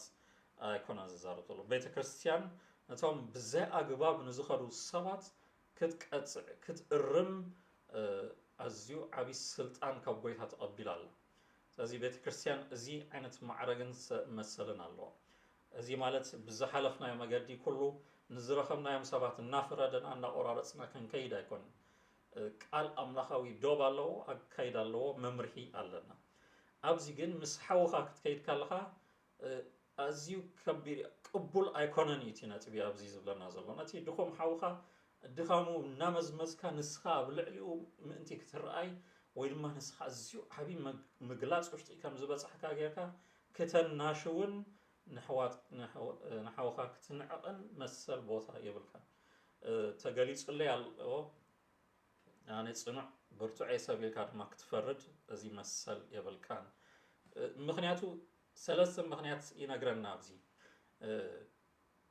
እዚ ሰብ ናይ ጎይታ እዩ ባርያ ኣምላኽ እምበር ናትካ ኣይኮነን ካልኣይ ድማ ዝገብሮ ኩሉ ምእንቲ ጎይትኡ ኢሉ ዝገብሮ ዘሎ ይብል ንሱ ንጎይትኡ እዩ ደው ዝብል ወይሱ ብምውዳቑ ይኹን ብምትስ ዋጋ ዝኸፍሎ ዘሎ ኣርእስቲ ኣይበልዕን ኢሉ ኖ ኢሉ ጸኒዕሉ ዘሎ ነጥቢ ስለ ጎይታ ኢሉ እዩ በቲ ዝተረድኦ ርድኢት መሰረት ንጎይታ ይኽብር ኣለኹ ኢሉ እዩ ነዚ ሒዙ ዘሎ ስለዚ ንጎይቱ ኢሉ ዝገብሮን ኣርእስቲ ስለ ዝኾነ ንዑ ከተናሽዎን ክትንዕቆን ኣይግባእካን ይብለና ሳልሳይ ድማ ሓይሊ ዝህብ ኣምላኽ ኣለዎ ደው ከብሎ ይኽእል እሞ ደው ክብል ስለ ዝኾነ ንስኻ ኣይኮንካን ደው ተብሎ ንስኻ ኣይኮንካን ድማ ተወድኦ ብኣምላኽ እዩ ሰብ ናብዚ ክሳይ ዝኸው ስለዚ ናብ ንዕቀት ኣይትኸይድ እዩ ዝብል ዘሎ እዚ ደው ከብሎ ስለ ዝኽእል ስለዚ ኣይትፍረዶ ምስ ሓጢኣት ከም ዘይኮነ እዚኣ ደጋጊምና ኣስረላ ግብኣና እዩ ብዛዕባ ሓጢኣት ኣይኮነን እዚኣ ርእስቲ ብዛዕባ ርድኢት እዩ ዝነግር ዘሎ እቲ ርድኢት ድማ በቲ ኣብ ቃል ኣምላኽ ንጹር ብዘይኮኑ ኣርእስታት እዩ ብዛዕባ ኩሉ ናይ ቃል ኣምላኽ ርድኢት ኣይኮነን ፈጺምና ቦታ ዘይንህቦ ነጥብታት ኣሎ እቲ ርድኢት ክንብል ከለና ምድሓን ብጎይታ ብኢየሱስ ክርስቶስ ከም ዝኾነ ዘይኣምን ሰብ ንጹር እዚ ክበፅሕ ኣለዎ ከይበፅሕ የብሎን ኢልና ንፅበ ኣይኮነን ኣይድሓንን እዚ ትሕቲ ፍርዲ እዩ ዘሎ ቃል ኣምላኽ ከምኡ ዝብሎ ስለ ዝብሎ እቲ ብናይ ቃል ኣምላኽ ስልጣን ዘይኣምን ሰብ እዚ ንጹር መስመር ኣለዎ እዚ ንሕና ኣይኮንና ንፈርዶ ካብቲ ቃሉ ወፃኢ ስለ ዝኸደ ንገዛእ ርእሱ ስልጣን ክገብር ወይ ድማ ንካልኦት ሰባት ስልጣን ይህብ ስለ ዘሎ እዚ ካብ መስመር ዝስሓተ መገዲ እዩ ስለዚ እዚ እውን ንገዛእ ርእሱ ኦልሬዲ ፈሪዱ ኣሎ ኣለው ዓንድታት ኣብ ቃል ኣምላኽ ፅኑዕ ዓንድታት ኣለው ንዑ ፅቡቅ ጌርና ኣፅኒዕና ክንሕዝ ይግባአና ሓደ ኣብዚ ኤሪባይብል ካብ ከም ትምህርቲ ኣትዩ ዘሎ ካብ ኣርእስቲ ውሽጢ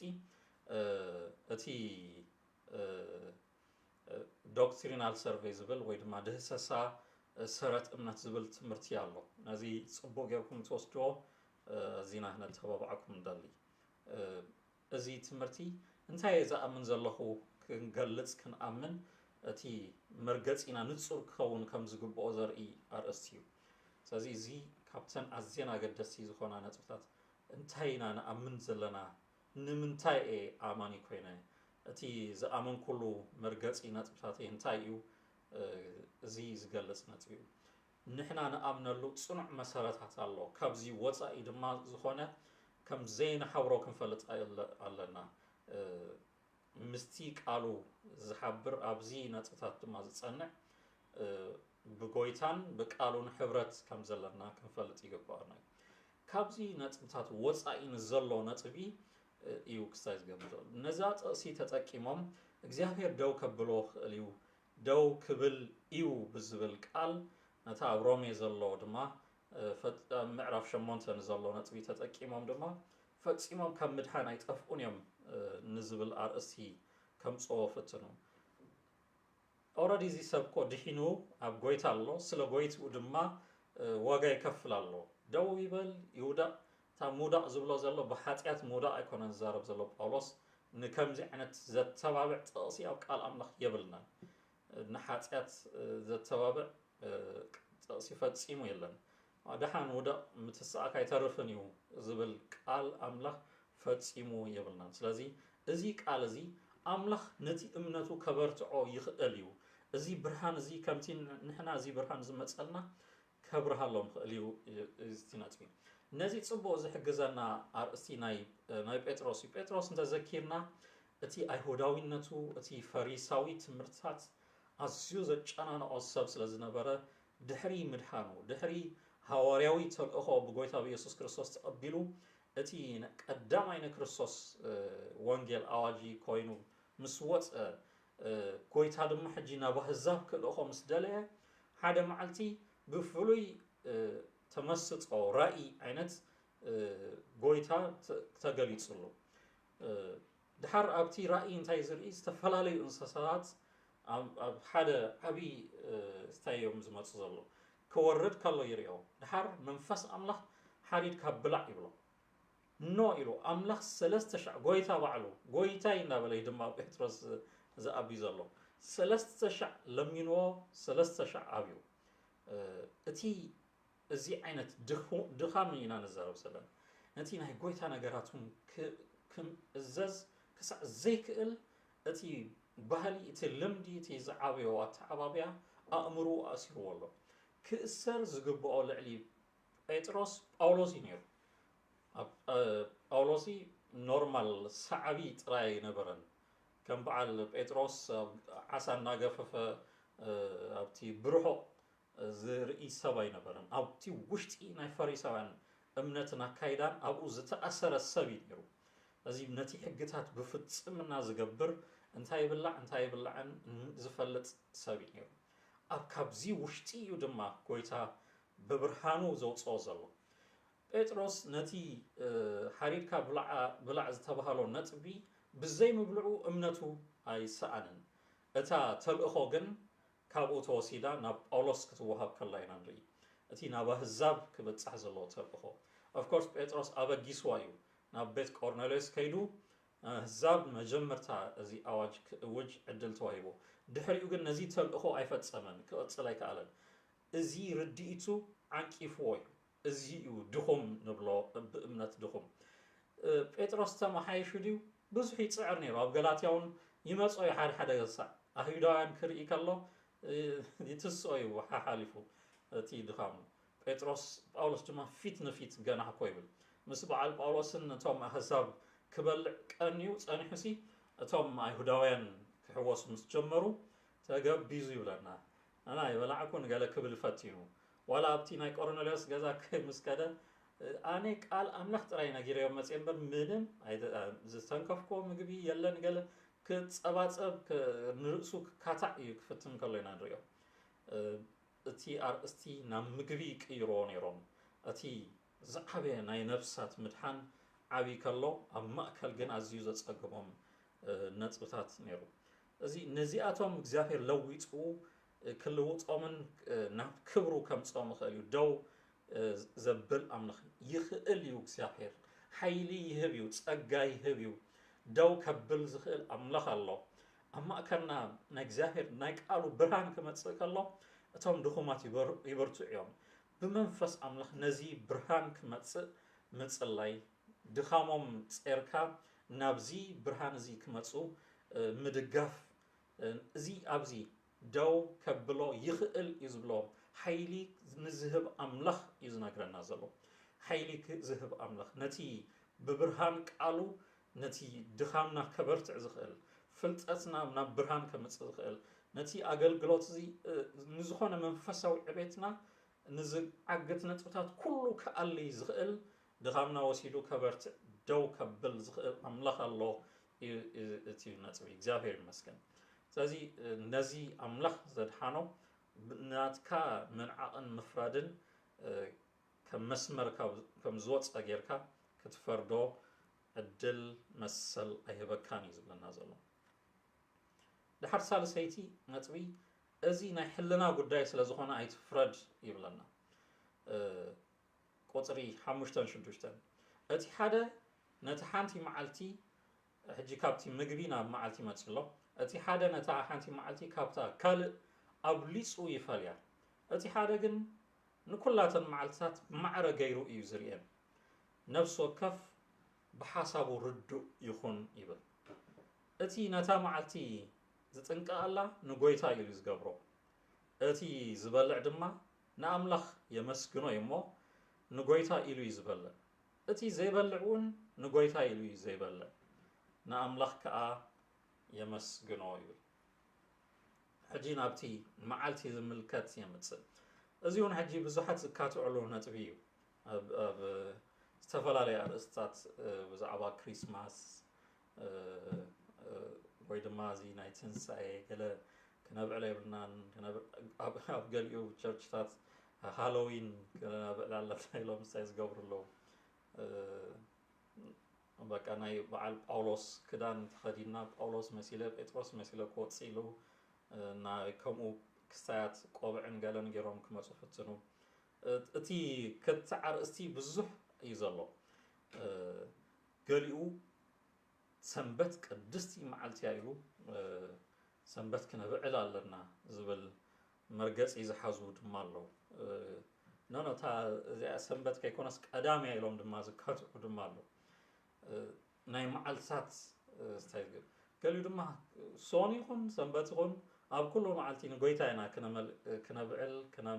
ክነምልኾን ክነኽብሮን ዝግባኣና ኢሉ ኣዝዩ ከም ርዱእ ኮይኑ ዝመፅእ ድማ ኣሎ أبزي دما استين أزي تي رديت تخاتي كايو زي ما الأرستي زينات فيزي سلازي أزي نفس وكف أتي نايحلنو أوشت أنزلو رديت صبو غيرو كمرمر يقبعيو أمنتاي مرقصي دويلو كمزلو نفس وكف بب حسابو ردو يخون قبل كالو بب حسابو يخيد أيكونا نتبي هكا تردأكم دس بلكم أرستي نعو وصدو أيكونا زبل زلو تا بحسابو ردو كون كالو نغويتا إلكا مقبار دما يمتص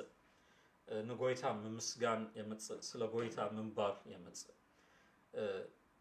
أبتي زين تصور نغرات هلناخا زقبلو غبر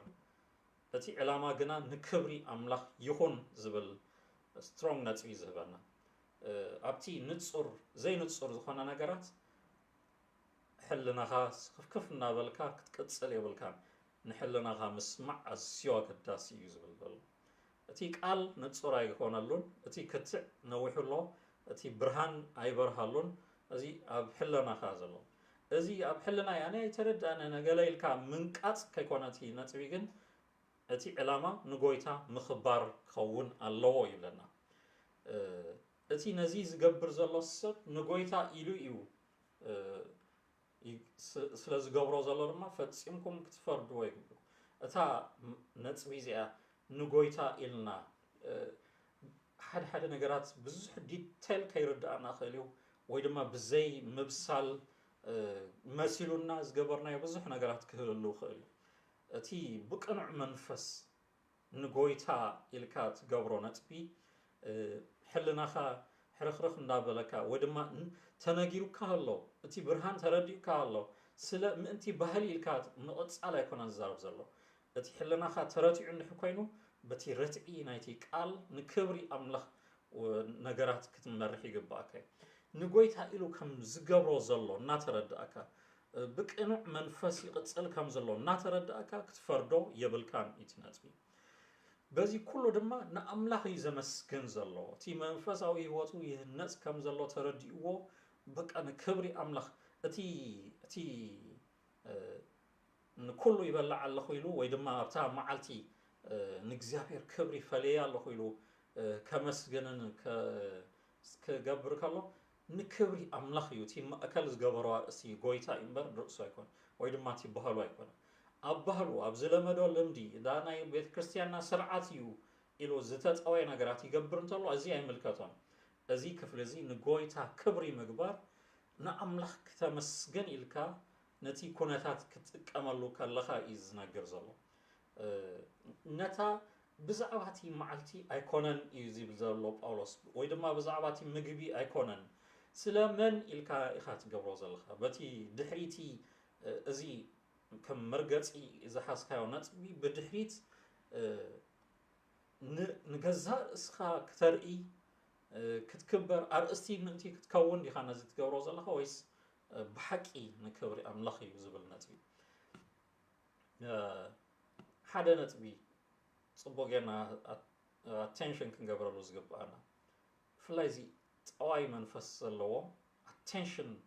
أبقزاء رأسهم كوستو زدالي سابات فلوي أرأستي نتسئلهم كم رديتن كم مقلات انجيرهم ناي ممتاع بحري اللو قويتا قليس اللي اللو إلهم كم مرقتي كم فلوي مرقتي كالوت زي تردو نساهم قنا برهان كم زمت اللهم جيرهم نتي كال زناشولو نساتهم قنا زلعلا منفسوي درجة كم زبلسخو اقرقر زفترو كونا إلهم أكاتا عينت بتاعت كم أرأستي جيرهم زلعلو سابات اللو زي أزيو هذا جنيا زخونا سجاوي علماوي هيتفقات منفس الله مقدي أتي زكاتو علو نتبي دما بقى كونا إلهم هذا attention مسحابي بكالة مقدي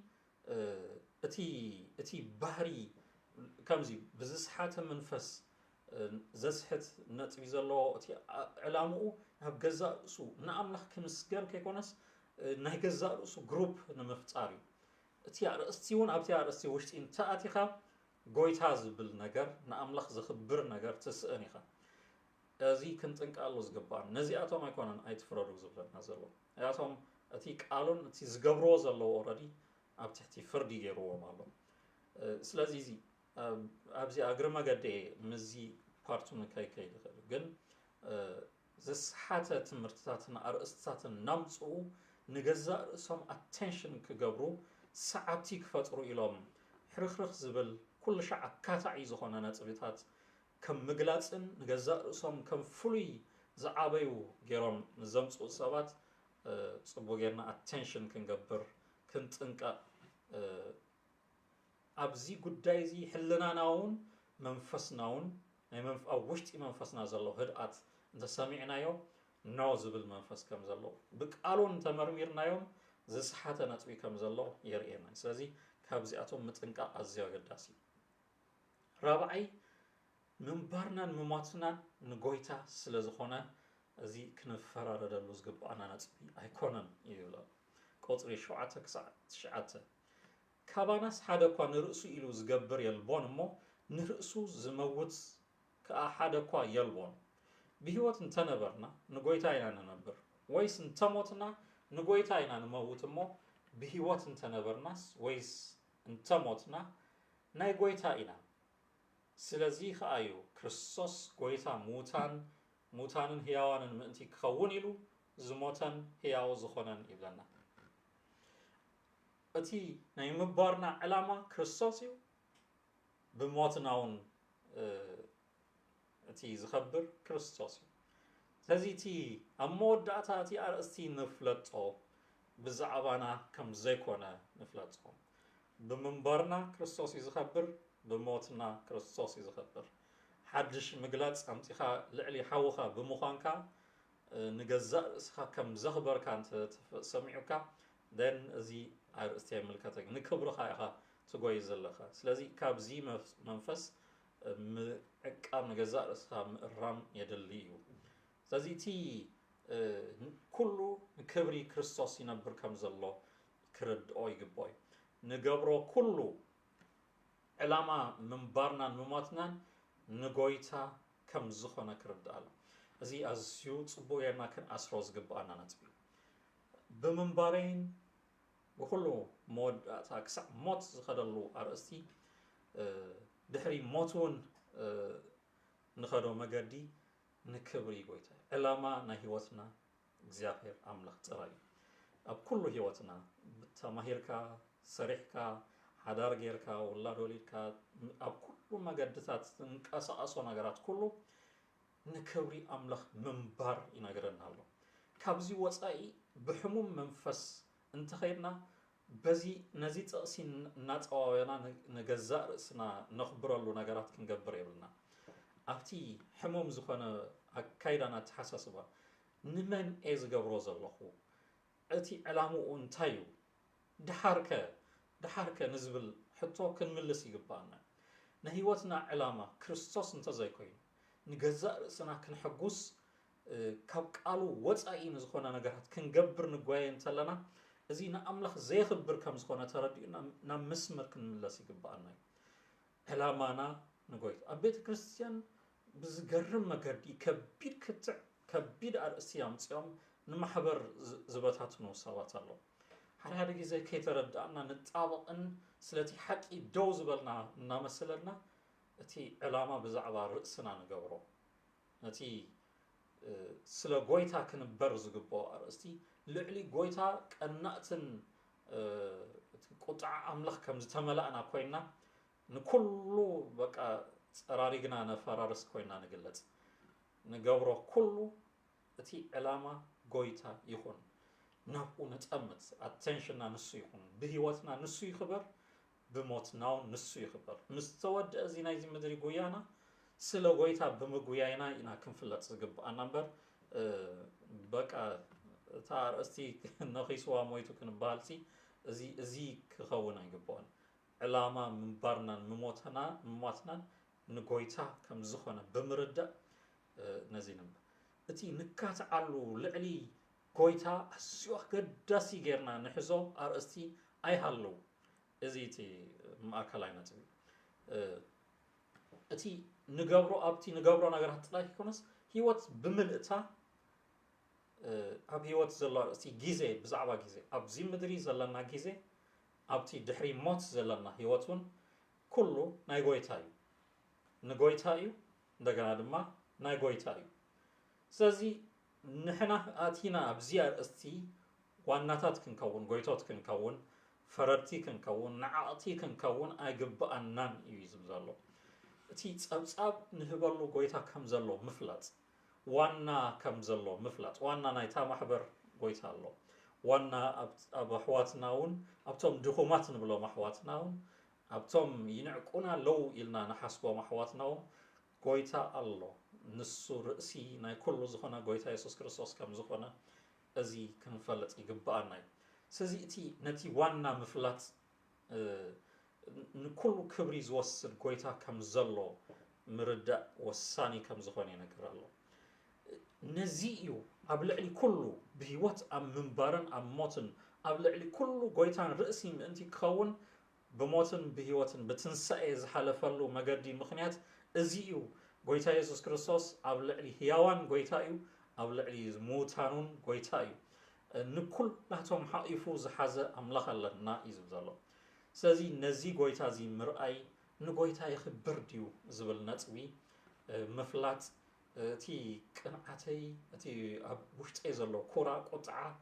ويدماتي نكالوت أحواتي نانا شخو زخلودلو مقدسي نغويتا يخبرو ديو نمتاي كسع كندزي زيد ليو بحريات كسع زرئي مسمر نابز حدا نابز صحة مقدتات خيزل زئرم نامسلني نكالوت أحواتي أم مهرامن أب مفردن كسع زأتو كابتا بغويتا بيسوس كريستوس منفس كحق أفلا زقبقى محبر كوطو كم زدلو كسع كندو كحسب زقبراني مخنيات انتاي يلنا نقزار اسنا كنا هد زيد اللي زي أقول منفساونت زمسل قطعة أبيوتنا كينا معبل مسؤول ماتي بحرياتنا أتحساسبانا مسمر كيسهت كنت نقال يبان أتي غويتا زموترلو نتبي أرأسنا كوني يبوي أزي أبزي زمتسا نتبي أب قرنطوسن نرخبو حسابي أبون أب قرنطوسن بزعبا نتاقوتات تسوء زبل أرأستي يقلصوي أبزي زلو بزعبو أيكونا نتاقوتات تسوء أيكونا نزارب زلو جن أبون نزيار أستيمتسوي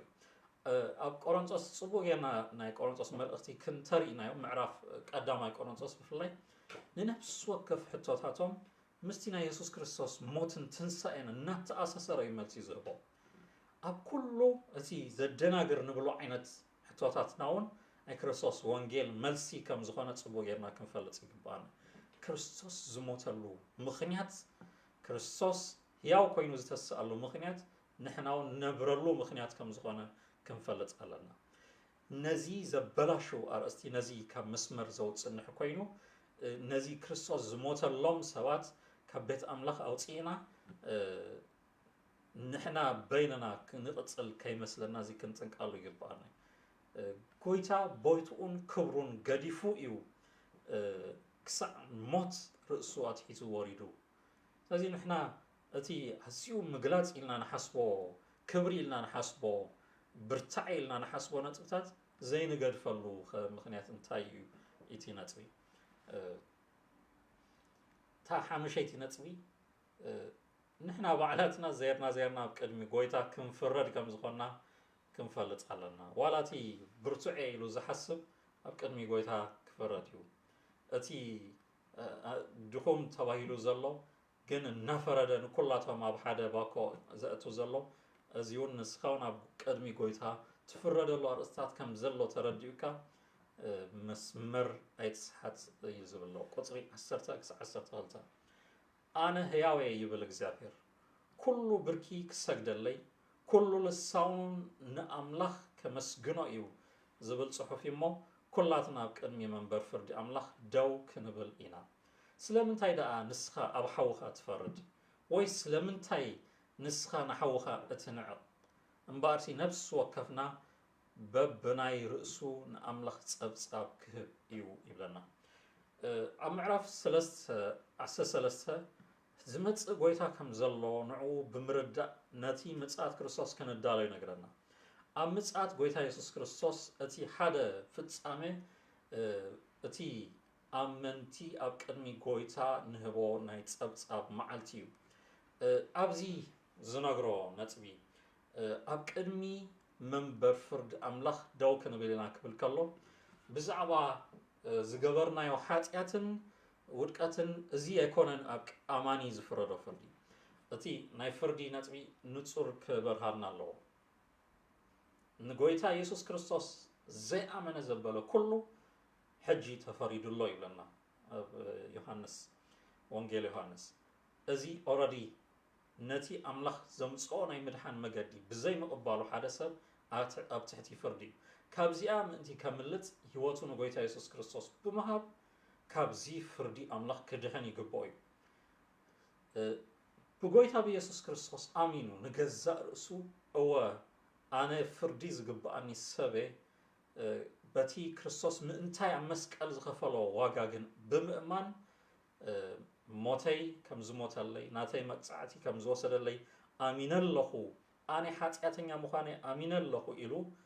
ንገዛእ ርእሱ ምስ መስቀል ክርስቶስ ዝፈረዳ ሰብ ናይ ኢየሱስ ምስ ሞት ክርስቶስ ዝሓበረ ሰብ ምስ ትንሳኤው ድማ ሕብረት ስለ ዘለዎ ንርእሱ ስለ ዝፈረዳ ካብ ፍርዲ ኣምላኽ ሓራ ይኸውን ኢየሱስ ኣብ መስቀል ዝሞተሉ ምኽንያት ብሰንኪ ሓጢኣትና ክንቅበሎ ንዝግብኣና ፍርዲ ንምውሳድ እዩ ስለዚ ብእምነት ምስ ጎይታ ኢየሱስ ክርስቶስ እንተሓቢርና ካብዚ ናይ ዘለኣለም ፍርዲ ሓራ ንኸውን ስለዚ እቲ ብጎይታ ብኢየሱስ ክርስቶስ ዝኣመነ ሰብ ካብ ዘለኣለማዊ ፍርዲ ነፃ እዩ ሓራ እዩ እግዚአብሔር ይመስገን ኣብ ቅድሚ ናይ እግዚአብሔር ዙፋን ፍርዲ ናብ ሲኦል ወይ መንግስተ ሰማይ ክትከይድ ኢኻ ኢሉ ኣይኮነን ኣማኒ ዝፍረድ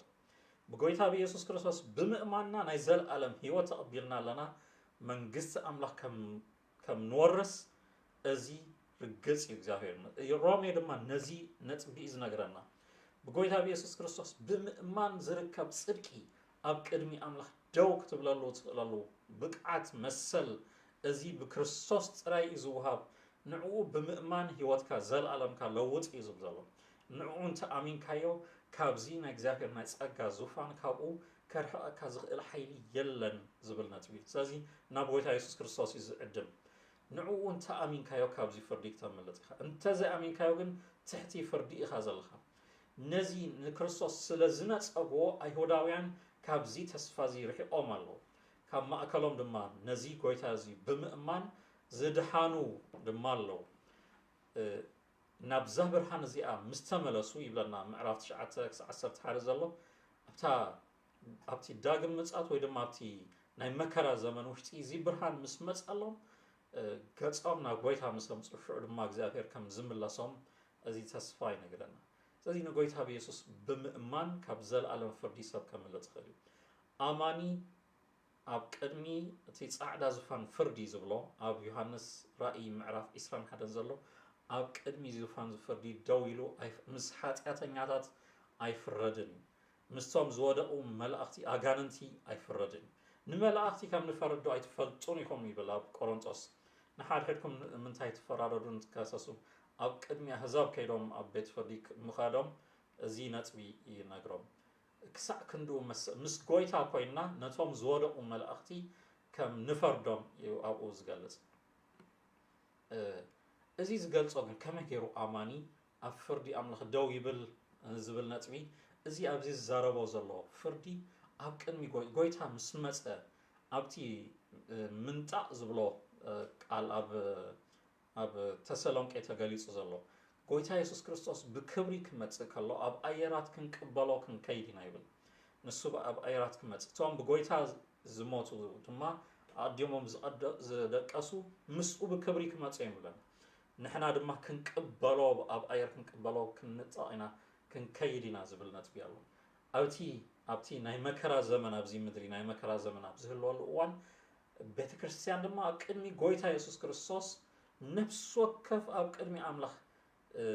ስለቲ ዝገበሮ ነገራት ኩሉ ጸብጻብ ከም ዝህብ ስለ ሓኣንኡ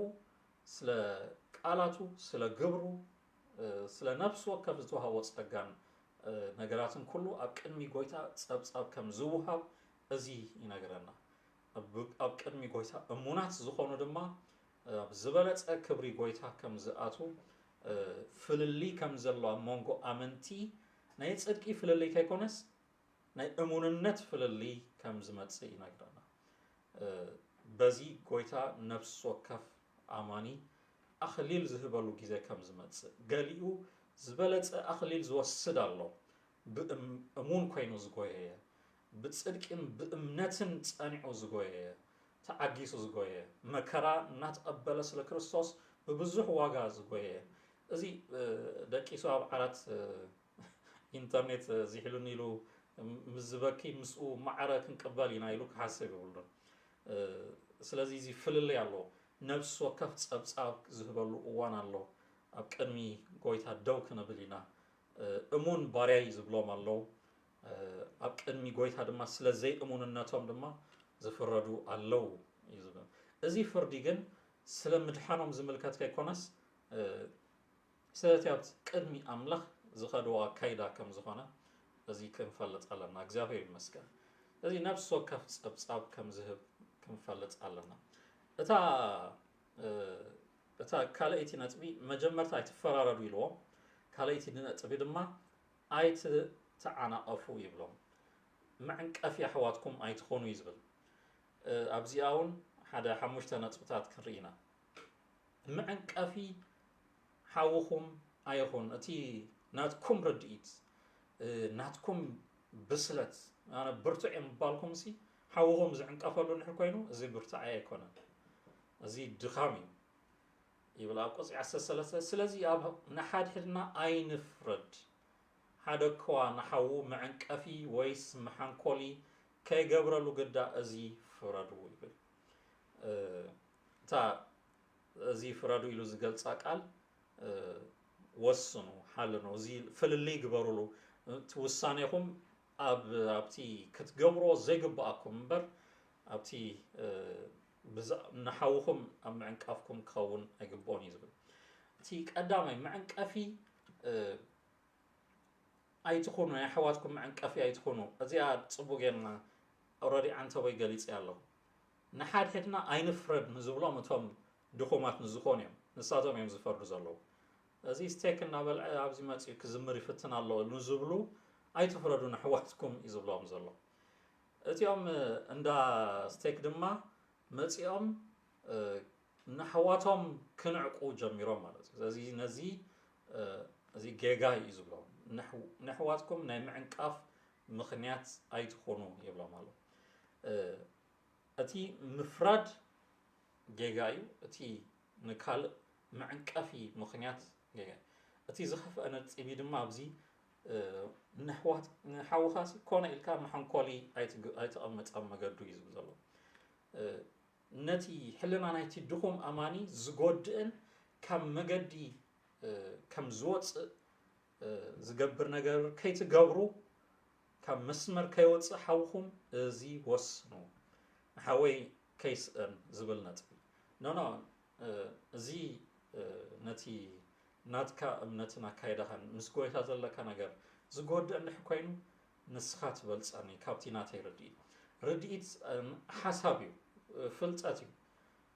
ምስ ዕድመ እናዓበኻ ክትከይድ ከለኻ እቲ ርድኢትካ እቲያ እትሓዛኻ እውን እናተረዳእካ ምስ ጎይታ ዘለካ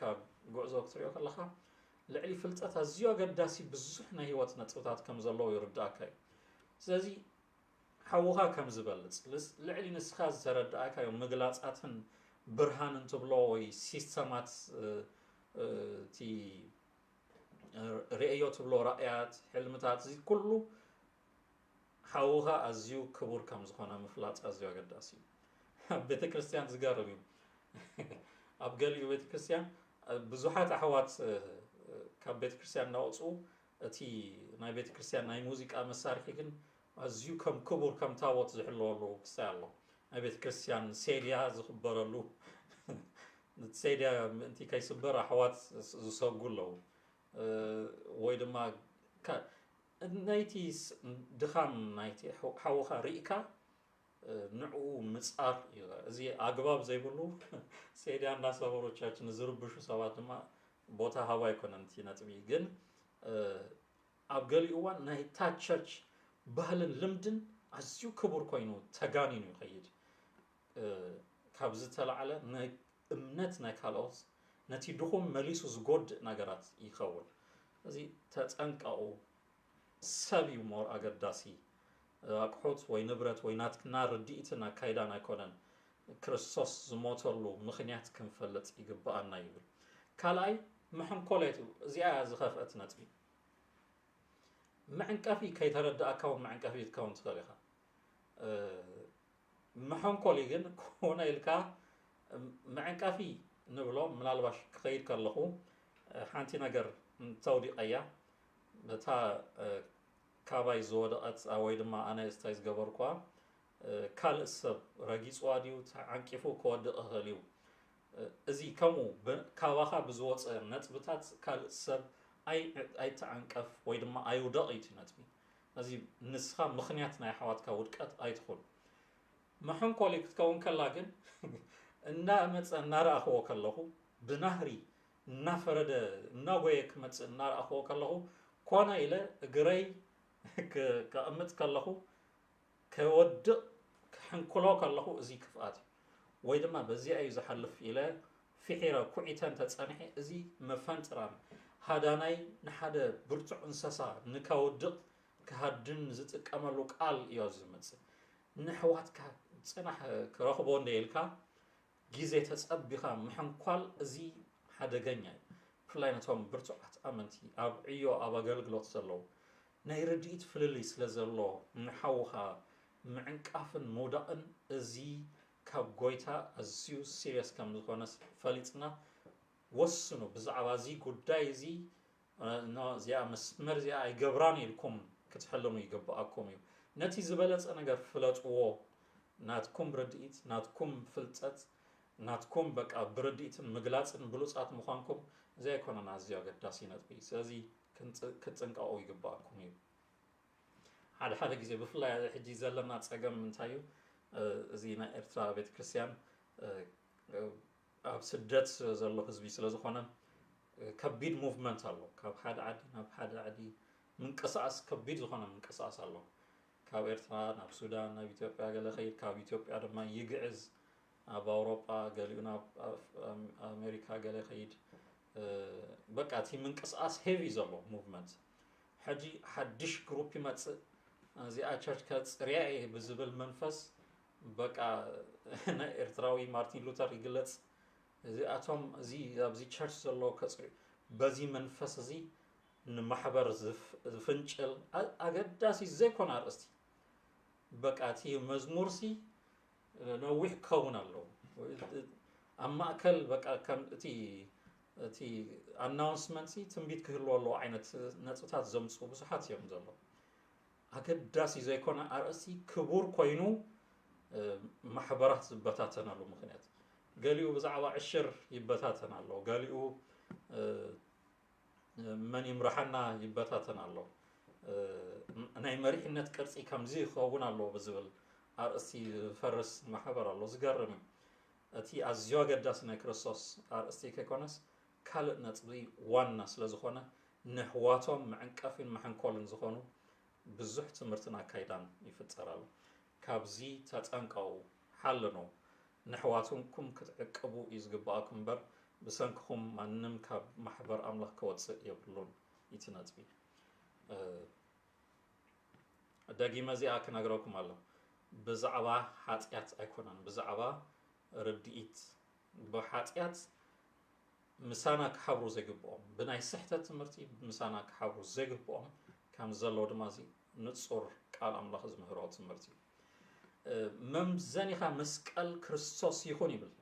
نحاوخا ايت عنكفو ممزانيخا مسكال كريستوس يخون قوصري 14 ناتي كم رخص زريو داء نعويو رخص زخون انبر برأسوس قال رخص كوا كم زيلبو بقويتان يسوس فلت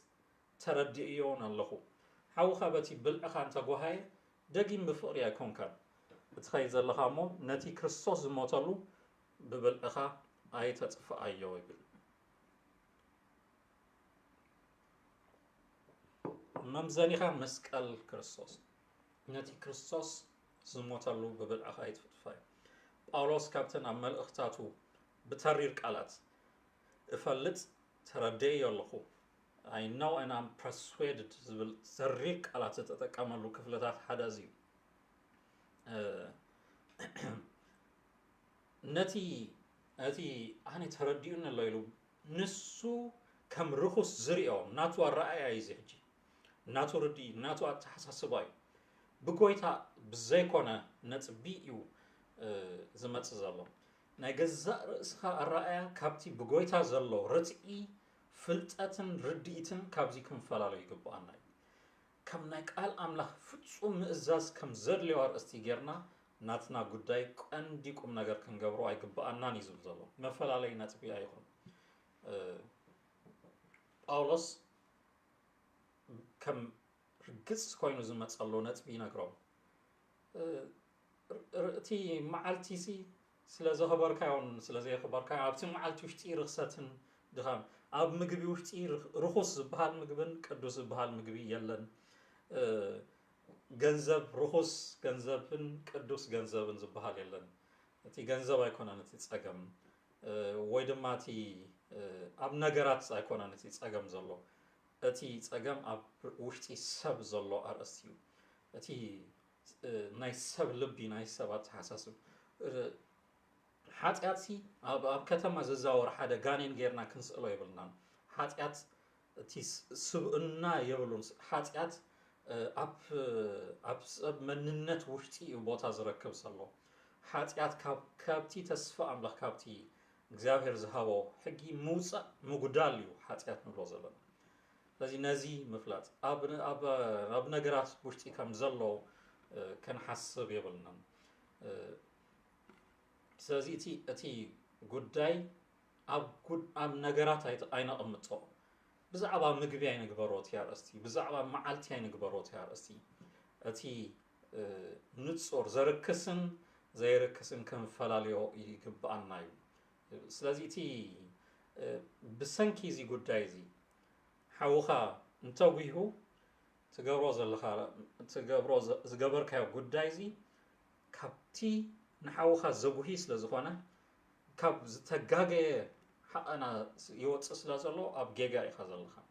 ፍቕሪ ዘይብሉ ንካልእ ዘጉሂ ኣርእስቲ እንተኾይኑ እዚ ጥዕና ይብሉን ስለዚ ነገራት ትገብረሉ ሓቐናኻ ክጥዒ ኣለዎ ሓደ ነገር ሕጂ ስለ ዘገልገልኩ ጽቡቕ ኣለኹ ኣይኮነን እቲ ዘገልግለሉ መንፈስ ጎይታ ይመዝኖ እዩ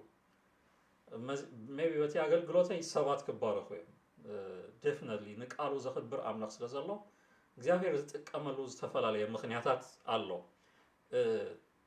እቲ ኣምላኽ ዝጥቀመሉ ነገር ግን ከም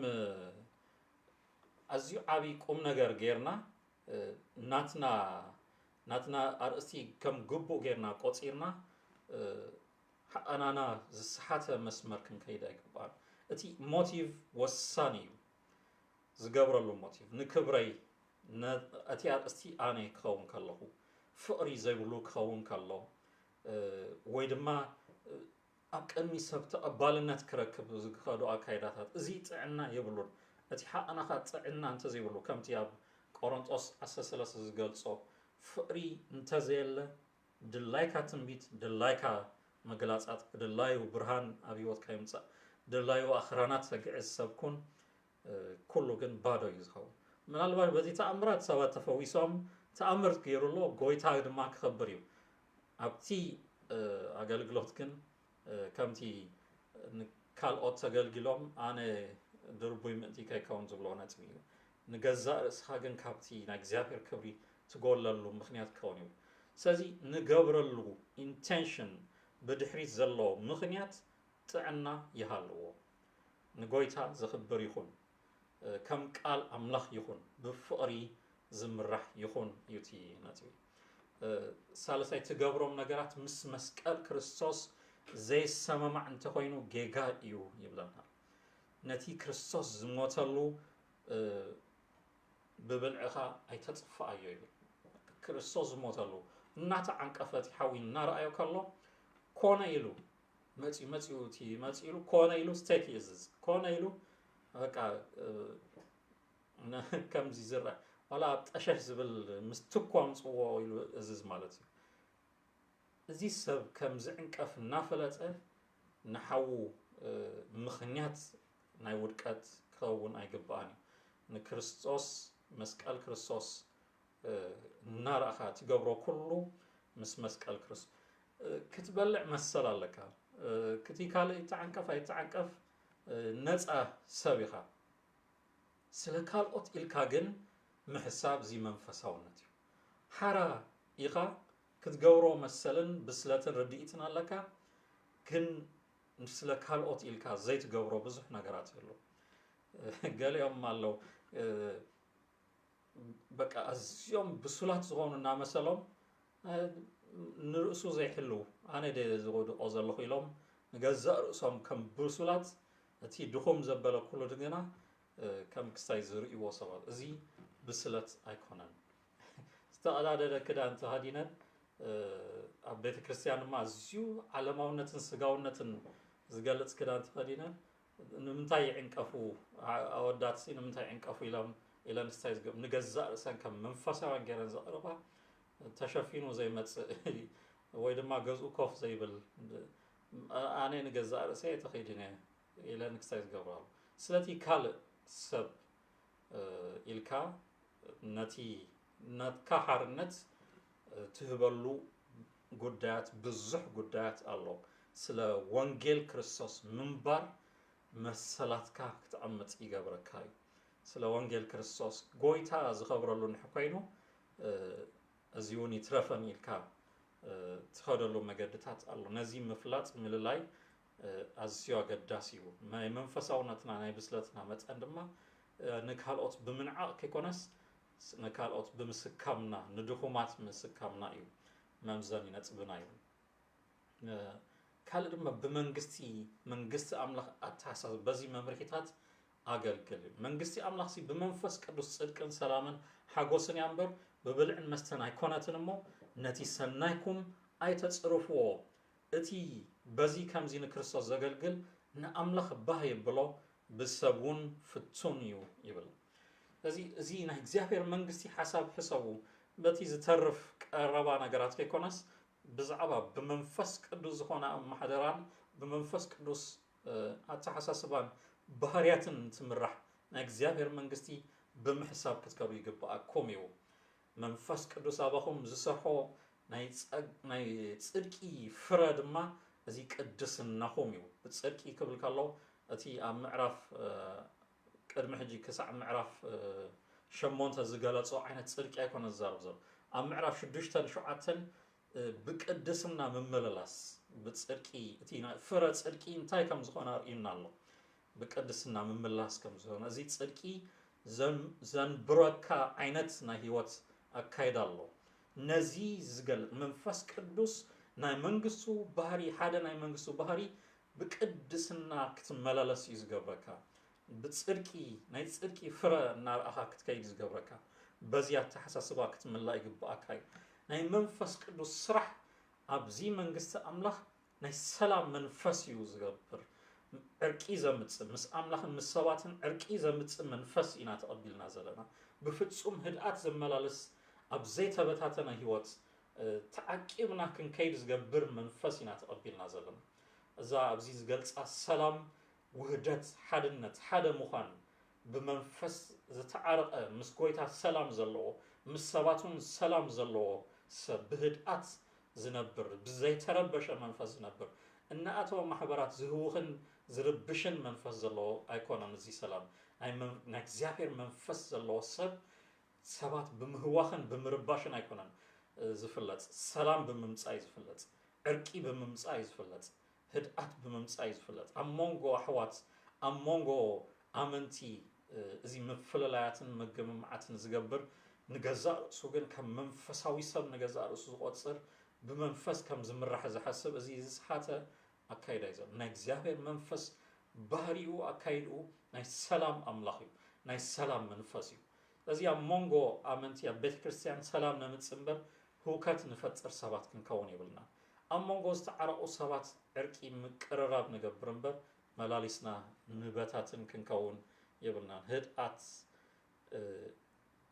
صوات كراخبونا كاللوسي كربش يبلومن بمنفس أملاك كهادو يقبوم እግዚአብሔር መንግስቲ ባህሪያ እዚ ይብለና እቲ ሳልሳይ ባህሪያ ድማ ናይ ሰላም ጥራይ ከይኮነ ናይ ሓጎስ ባህሪ ዘለዎ ካብ ምድሓን ካብ ዝተለዓለ ዝረኸብካዮ ሓጎስ ጽድቂ ኣምላኽ ኣባኻ ስለ ዘሎ ዝግለጽ ናይ ክርስቶስ ሓጎስ ናይ መንፈስ ቅዱስ ሓጎስ ብመንፈስ ቅዱስ ሓይሊ ትሕጎሶ ሓጎስ እዩ ዝነግር ዘሎ ኩነታዊ ከባቢያዊ ኣይኮነን ናይ ክርስቶስ ሰላም ኣብ ውሽጥኻ ስለ ዘሎ ሃዲእካ ትነብር ሰብ ስለ ዝኾንካ ሕጉስ ሰብ ኢኻ ትኸውን ብኩራ እዚ ናይ ማትስ ገጽ ሒዝካ ትመፀሉ ኣይኮነን ህድኣት ዘለዎ ንሰባት ዕረፍቲ ዘምጽእ ገሊኦም ሰባት ምጽዋግን ድምጽኻ ኣርጉድካ ተሪር ሰብ ምምሳል መንፈሳውነት ገይሮም ዝቆጽርዎ ኣሎ እዚ ኣይኮነን ናይ ሰላም ሰባት ኢና ሕጉስ መንፈስ ይተዋሂቡና ዝርብሽ መንፈስ ኣይኮነን ተዋሂቡና ሓደ እቲ ብናይ መናፍስቲ ብናይ ኣጋንንቲ ሓይሊ ዝሰርሑ ሰባት ፍልልዮም ህዝዩ እሱ ብህውከት ብምርባሽ እዩ ዝሰርሕ ኣባና ዘሎና እግዚአብሔር መንፈስ ድማ ህድኣት ብምሃብ ሰላም ብምምጻእ እዩ ዝሰርሕ እግዚአብሔር ይመስገን እቲ ምልክት ሲግናል ኣብ ማእከልና ናይ እግዚአብሔር መንፈስ ዝህበና ሓደ ምልክቱ ሰላም እዩ ኣብ ውሽጥና ዘሎ ሓጎስ እዩ እዚ ክርበሽ ከሎ ኣብ ውሽጥና ምልክት ይኸውን ገለ ነገራት ተበላሽሎ ከም ቃል ኣምላኽ ኣይኮነን ከምቲ መንፈስ ኣምላኽ ዝደልዮ ኣይኮነን ዘሎ ኢልና ክንምለስ ምኽንያት ይህበና ስለዚ እዚ ብመንፈስ ቅዱስ ዝኾነ ጽድቂ ሰላምን ሓጎስን እዩ ኣባኹም ክሰርሕ ዘለዎ ናይ እግዚአብሔር መንግስቲ ኣሰራርሑን ባህርያቱን ክትርድኡ ይግባኣኩም እዩ ብዛዕባ ምግቢ መስተ እዚ ጠፋኢ ኣብ ምድሪ ዝተርፍ ነገራት ኣይትግበርዎ እቲ ጉዳይ እቲ እዚ ጉዳይ እዚ ብዛዕባ ሰማያዊ ዝኸበረ ነገራት ብዛዕባ ናይ ክርስቶስ ዘለኣለማዊ ኣርእስቲ እምበር እዚ ተራፊ ኣይኮነን እዛ መንግስቲ ኣምላኽ ዘይረኣይ ነገራት ያተርኢ ጽድቂ ሰላም ሓጎስ ኣይተረኣየትን ብድሕሪት ግን ትኸደሉ ባህርን ኣካይዳን ኣለዋ ድሓር ብጋህዲ ብክርስቶስ መንፈስ ብምልኣት ክትገለጽ ክንሪኣ ኢና ንሱ ክመጽእ ከሎ ፍጹም ዝኾነ ሰላምን ዕርቅን ሓጎስን ኣብ ምድሪ ኣብ ኩሉ ፍጥረት ዝገዝኣሉ ግዜ ክንርኢ ኢና እዚ እዚ ባህርያ ኣባና ኮይኑ ሕጂውን ዝሰርሕ መንፈስ እዚ እዩ ዝገብር ናይ ህውከት መንፈስ ኣይኮነን ንሕዋት ብምሕንኳል እናፈረድና ካብ ቤት ኣምላኽ ከም ዝወፁ ዝገብር መንፈስ ኣይኮነን ነቶም ዝተበተኑ ዝእክብ መንፈስ እዩ ተዋሂቡና ዘሎ ስለዚ እቲ በዚ ከምዚ ንክርስቶስ ዘገልግል ንኣምላኽ ባህ የብሎ ብሰቡን ፍቱን እዩ ይብለና ብኣምላኽ ቅቡል ብሰቡን ዝተመስከረሉ ከም ዝኾነ በዚ መገዲ ምስክርነትኩም ኣይበላሸው ሰናይኩም ኣይተጽርፎ ይብል ብሰብ ተፈቲኑ ሰባት ቸክ ገይሮሞ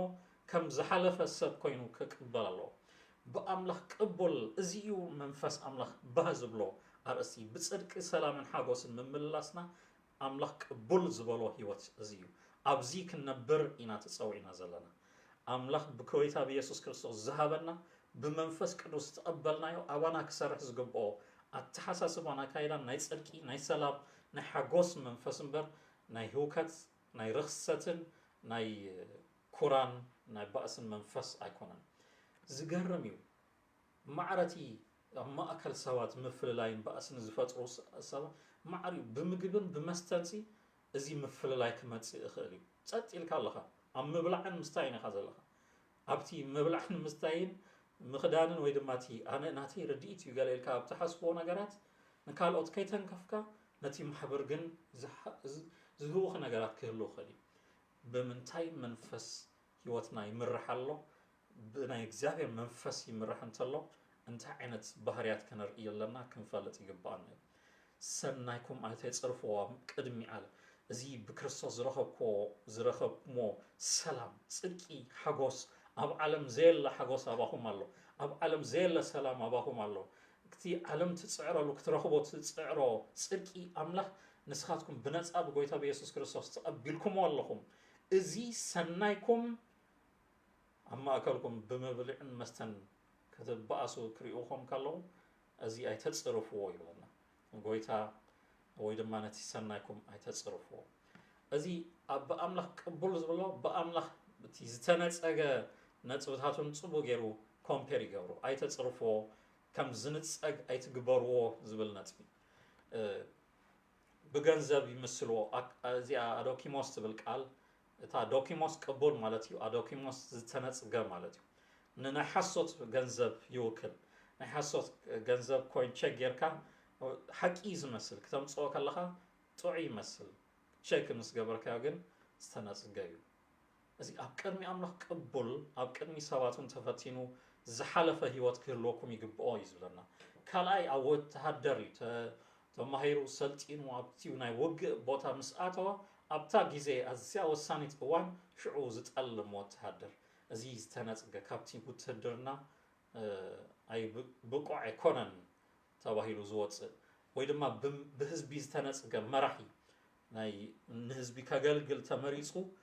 እሙን ዘይምዃኑ ካብ መስመር ዝወፀ ሰብ ብምዃኑ ዝተነጽገ ሰብ እዚ ንኣምላኽ ባህ ዘየብል ኣብ ቅድሚ ሰባቱን ባህ ብዘየብል ባህርያት እዚ ሪጀክሽን ኣብ ህይወትኩም መጽእ የብሉን እዩ ዝብል ወይ ድማ እዞም ሃነጽቲ ብቁዕ ኣይኮነን ዝብሎ ዓይነት እምኒ ነቲ ህንፃ ዘይበቅዕ ክራክ ክገብር ከፍርሶ ስለ ዝኽእል እዚ ብቁዕ ኣይኮነን ኢሎም ዝፈልይዎ ዓይነት እምኒ ነዚ ቃል እዮም ዝጥቀሙሉ እዚኣ ኣዶኪሞስ ትብል ቃል እዚ ዓይነት ህይወት ኣብቲ ቤት ኣምላኽ ነቲ ጀኒዩን ንጹህ ዝኾነ ንጹህ ሰናይ ነገር ኣባና ተተኺሉ ከሎ ጽድቂ ሓጎስን ሰላም ዝተቐበልና ሰባት ኣብ ብተግባር ክረኣይ ከሎ ግን ብዘይጠቅም ብልዕን መስተን ንበኣስ ንድሕር ኮይና ፌክነስ ኣብ ማእከልና ይረኣይ ስም ኣምላኽ ወይ ድማ እቲ ሰናይና ዝጽረፈሉ ምኽንያት ይፍጠር ኣዝዩ ወሳኒ ነፍሳት ኣብ ምድሓን ኣርእስቲ እናተጋህና ከለና ኣዝዩ ናይ እግዚኣብሔር መንግስቲ ብመንፈስ ቅዱስ ዝንበር ህይወት ሓላፍነት ተዋሂቡና ከሎ ኣብቲ ኣዝዩ ወሳኒ እዋን ንጠልም ኣዝዩ ዓብዪ ተልእኾና ነፍርስ ሰብ ኮይና ንርከብ ብኣምላኽ እግዚኣብሔር ተኣሚኑና ብዘቐመጠና ቦታ ነቲ ንዓና ከም ንጸግ ብኡ ድማ እዚ ወንጌል ከም ዘይስማዕ ምኽንያት ኣይንኹን ነቲ ህንፃ ኣምላኽ ብጽባቐ ብክብሪ ጎይታ ብብሉፅ ኳሊቲ ንዝሰርሖ ዘሎ ናይ መንፈስ ብመንፈሱ ዝህነፅ ዘሎ ህንፃ ኣብኡ ሕሙማት ወይ ዝተበላሸወ እምኒ ኣይንኹን ኣብ ማእከል ክራክ ወይ ድማ ተበላሸወ ኮይኑ ንኩሉ ዘፍርስ ኣይንኹን እዩ ነጥቢ ኣምላኽ መስገን ኣይ ቲንክ ግዜ ምስ ግዜና ኣብዚኣ ክወድእ ብኣምላኽ ቅቡል ዝኾነ ህይወት ኣብ ቅድሚ ሰባቱን ድማ ተፈቲኑ ዝሓለፈ ህይወት እዚ ኢና እግዚኣብሔር ጽ ብጽድቂ ጎይታ ናይ ክርስቶስ ሓጎስን ሰላምን ተቐቢልኩም ብመንፈስ ቅዱስ ዝኾነ ንመንግስቲ ኣምላኽ ክትመላለስሉ ትኽእሉሉ መንፈስ ጸጋ ተቐሪቡልኩም ኣሎ እግዚኣብሔር ይመስገን እዚ ንጎይታ ኢየሱስ ክርስቶስ ሎሚ ብምእማንን ብምቕባልን ሎሚ ዘይወሰንኩም ሰባት ክትወስኑ ነዚ ሰላም ይደልዩ ኣለኹ ነዚ ሓጎስ ኣምላኽ ነዚ ብነፃ ብእምነት ንጎይታ ኢየሱስ ክርስቶስ ብምእማን ንዝርከብ ናይ ክርስቶስ ጽድቂ ክቅበል ይደሊ ንጎይታ ብምስዓብ ህይወተይ ክልውጥ መጻኤ ንዘለኣለም ምስ ጎይታ ክገብር ካብዚ ናይ ዘለኣለም ፍርዲ ክድሕን ይደሊ ኣለኹ ጸልየለይ ዝብል ሰብ እንተሎ ምሳይ ብእምነት ተሰማሚዑ ክጽልይ ክዕድሞ እየ በቃ ኣብ ዘለኹሞ ብእምነት ጎይታ ኢየሱስ በልዎ ጎይታ ኢየሱስ ይኣምነካ ኣለኹ በሎ ደድሕረይ ነዚ ጸሎት ጸልይዎ ጎይታ ኢየሱስ ይኣምነካ ኣለኹ ምእንታይ ኣብ መስቀል ከም ዝሞትካ ናይ በደለይ ናይ ሓጢኣተይ መቅጻዕቲ ኣብ መስቀል ከም ዝወሰድካዮ ኣሚነ ንዓኻ ጎይታይ ኣምላኸይ ኢለ ይቕበለካ ኣለኹ ንዓኻ ክስዕብ ይውስን ኣለኹ ብመንፈስ ቅዱስ ዝኾነ ጽድቅኻን ሰላምካን ሓጎስካን ህይወተይ ይምላእዮ ብስም ኢየሱስ ኣሜን ብእምነት ንጎይታ ኢየሱስ ክርስቶስ ጎይታ ብምባል እቲ ናይ መስቀሉ ስራሕ ድማ ብእምነት ብምቕባል ናይ ዘለኣለም ህይወት ክትቅበሉ ናጽነት ብክርስቶስ ተዋሂቡኩም ኣሎ ክብርን ኣምላኽ ይኹን ንጎይታ ነመስግኖ ኮኔክት ግበሩና እዚ ጸሎት እንተጸሊኹም ወይ ንጎይታ ክትስዕቦ ዝወሰንኩም ሰባት ረኸቡና ትምህርቲ ናይ ድሕነት ትምህርቲ ዘድልየኩም ናይ መጽሓፍ ቅዱስ ትምህርቲ ዝጸልዩልኩም ሰባት ከንረኽበኩም ኢና ረኸቡና እግዚአብሔር ይመስገን ክብሪ ኩሉ ንእግዚአብሔር ኣምላኽና ይኹን ስለቲ ዝነበረና ግዜ እግዚአብሔር ጸጋ ምስ ኩልኩም ይኹን ንእግዚአብሔር ነመስግኖ ኣብ ቃሉ ዘሎ ጥበብን መንፈስን ሓጻር ጸሎት ክንጸልይና እሞ ብበረኸት ክንወዲና እግዚአብሔር ይመስገን ብስም ኢየሱስ ንጸልይ ኣለና ብፍላይ ኣብ ሰላም ዝስኣኑ ኣብ ምብትታን ዘለው ሕብረት ኢኖም ዘለው ተጎዲኦም ካብ መስመር ወፂኦም ዘለው ኩላቶም ዝፍወስሉ ጥዕና ዝመጸሉ ፈውሲ ዝመጸሉ ግዜ ክኸውን ንጸልይ ኣለና ብስም ኢየሱስ ክርስቶስ እግዚአብሔር ኣምላኽ ንህዝብኻ ብመንፈስካ ትእክበሉ ግዜ ይኹን ምምላስ ይኹን እቲ ዝጠፍአን ኣብ ቤቱ ዝምለሰሉ ግዜ ይኹን እቲ ከይተረድኣና ብጥዑይ መንፈስ ዘይገበርናዮ ኩሉ ሎሚ ብምሕረትካ ናዕርየሉ ግዜ ክኸውን ዝፍወሰሉ ግዜ ክኸውን ንጸልይ ኣለና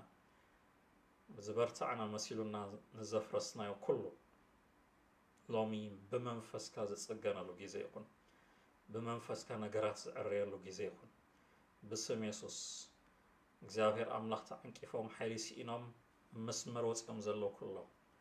እዚ ሰላምካ ክመጽእ ንጸልይ እርቂ ክኸውን ንጸልይ ኣለና ጎይታ ብኢየሱስ ክርስቶስ ስም እግዚአብሔር ኣምላኽ ስለ ስድራ ቤታት ንጸልይ ስለቲ ዝፈረሰ ሰላም ሲኢኑ ሓጎስ ሲኢኑ ዘሎ ሓዳር ንጸልይ ብመንፈስ ቅዱስ ዝኾነ ምሕዳስ ክኸውን ፈውሲ ክኸውን ጥዕና ክኸውን ንጸልይ ኣለና ተበታቲኑ ዘሎ ሓዳር ካብ ስድርኡ ጠፊኡ ዘሎ ኣዝዩ ምፍልላይን ምብትታን ውሽጢ ኣትዩ ዘሎ ሓዳርን ቤተሰብን ኩሉ ንጸልይ ተበታቲኑ ዘሎ ኣገልጋሊን ህዝቢ ኣምላኽን ኩሉ ንጸልይ ፈውሲ ይኹን ጥዕና ይኹን ምትእኽኻብ ይኹን ብመንፈስካ ሕብረት ክኸውን ንጸልይ ኣለና እግዚአብሔር ከምቲ ቃልካ እዚ ዝምህረና ዘሎ ብጎይታ ብኢየሱስ ክርስቶስ በነቲ ናይ መስቀሉ ስራሕ ፈውሲ ዘለዎ ጥዕና ዘለዎ ኣመንትን ዜጋታትን ኮይና ኣብ ኩሉ ዘቐመጥካና እሙናት ጸለውቲ ኮይና ንትስኣሉ ናይ መንፈስካ ሓይሊ ናይ ቃልካ ርትዒ ኣብ ህዝብኻ ብፍሉይ መንፈስ ካብዚ ቃልካን መንፈስካን ዝተለዓለ ክፈስስ ክልወጥ ንጸልይ ኣለና ብጎይታ ብኢየሱስ ክርስቶስ ስም ዝተበላሸው ነገራት ኩሉ ዝጥዕየሉ ግዜ ዝፈረሰ ኩሉ ዝጽገነሉ ግዜ ዝተበተነ ኩሉ ዝእከበሉ ግዜ ይኹን ጸጋ ዝጠፍአ ጸጋ ይመለስ ናብ ቦትኡ ሓይሊ ይመለስ ብጎይታ ብኢየሱስ ስም ብመንፈስካ ትኽእል ኢኻ እሞ ደው ክተብል ትኽእል ኢኻ እሞ ድኹማት ዝብርትዕሉ ግዜ ይኹን ሓይሊ ዝሰኣኑ ዝብርትዕሉ ግዜ ይኹን ዝተኣሰሩ ዝፍትሕሉ ግዜ ይኹን ሓይሊ ዝሰኣኑ ብጎይታ ብኢየሱስ ክርስቶስ ስም ናይ መንፈስካ ሓይሊ ሎሚ ረድኤት ከምጽእ ንጸልይ ኣለና ናትካ ክብሪ እቲ ድኹም ዘበርትዕ ክብርኻ ይምጻእ ብሽም ኢየሱስ ናይ ቃልካ ሓይሊ ብርትዒ ብስልጣን ዝሰርሓሉ ግዜ ይኹን ብስም ኢየሱስ ንጸልይ ኣለና እግዚአብሔር ኣምላኽና ነመስግነካ ስለዚ ቃልካን ስለዚ ግዜ ስለዚ ሕያው ዝኾነ መንፈስካ ክብሪ ንዓኻ ይኹን ንጸልይ ኣለና ስለ ሕሙማት ዝደኸሙ ሓይሊ ዝሰኣኑ ኩሉ ንጸልይ ኣለና መንፈስካ ይሕለፍ ብጥዕናን ብሓይልን ይሕለፍ ብጎይታ ብኢየሱስ ክርስቶስ ስም ንጸልይ አሜን አሜን አሜን እግዚአብሔር ይመስገን ጎይታ ባረኩም ጎይታ ነመስግኖ ስለዚ ግዜ ክብርን ኣምላኽ ይኹን ቃል ኣብ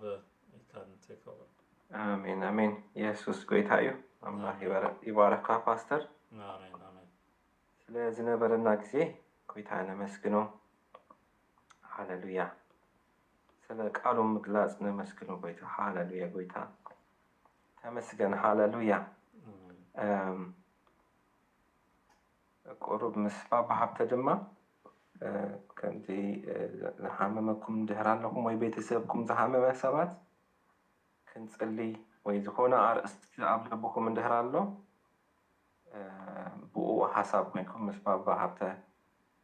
ክንጽልይና ኣምላኽ ድማ ለውጢ ዝገብር ኣምላኽ እዩ ዝፍውስ ኣምላኽ እዩ ከም ፈቃዱ ገይሩ ስለዚ በዚ መንፈስ ክንከውን ኢና ንባባ ሃብተ ክጽልየልና ክእድሞ እየ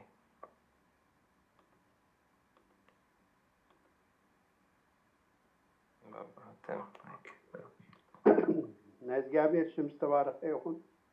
አሜን አሜን ክብሪ ሁሉ ንኢየሱስ ይኹን አሜን ምሕረታ እግዚአብሔር ይባረክካ ለቲ ሕያው ቃል آمين እግዚአብሔር ክብሪ ይሁን ነው آمين آمين ኩሉ ተጸሊ እግዚአብሔር ይባረክ ንሕሙማቱን ተጸሊ ኣብ ልበይ ዘሎ ግን ከቅርበኤ ብናዝራዊ ኢየሱስ ክርስቶስ ሽም በሕብረት ኮይና ሽምካ ንጽዋዕ ኣለና እግዚአብሔር ኣቦ ስለ ቤተሰብ ኣምላኸይ ደቆም ናብ ዘይኮነ መንገዲ ዝኸድዎም ዝሳቀዩ ዘለው ክርስቲያን ቤተሰብ በዚ ሰዓት እዚ እግዚአብሔር ኣምላኸይ ንስሓት በጽሖም ብናይ መስተ አዲክሽን እግዚአብሔር አቦ ብናይ ሽጋራ ይኩን ብናይ ተፈላለየ ዓመል ዝተተሓዙ ብጎይታ ኢየሱስ ክርስቶስ ሽም ንስኻ ሓራት ተውፅእ እሞ ኢየሱስ ንደቆም ሓራኽ ትገብሮም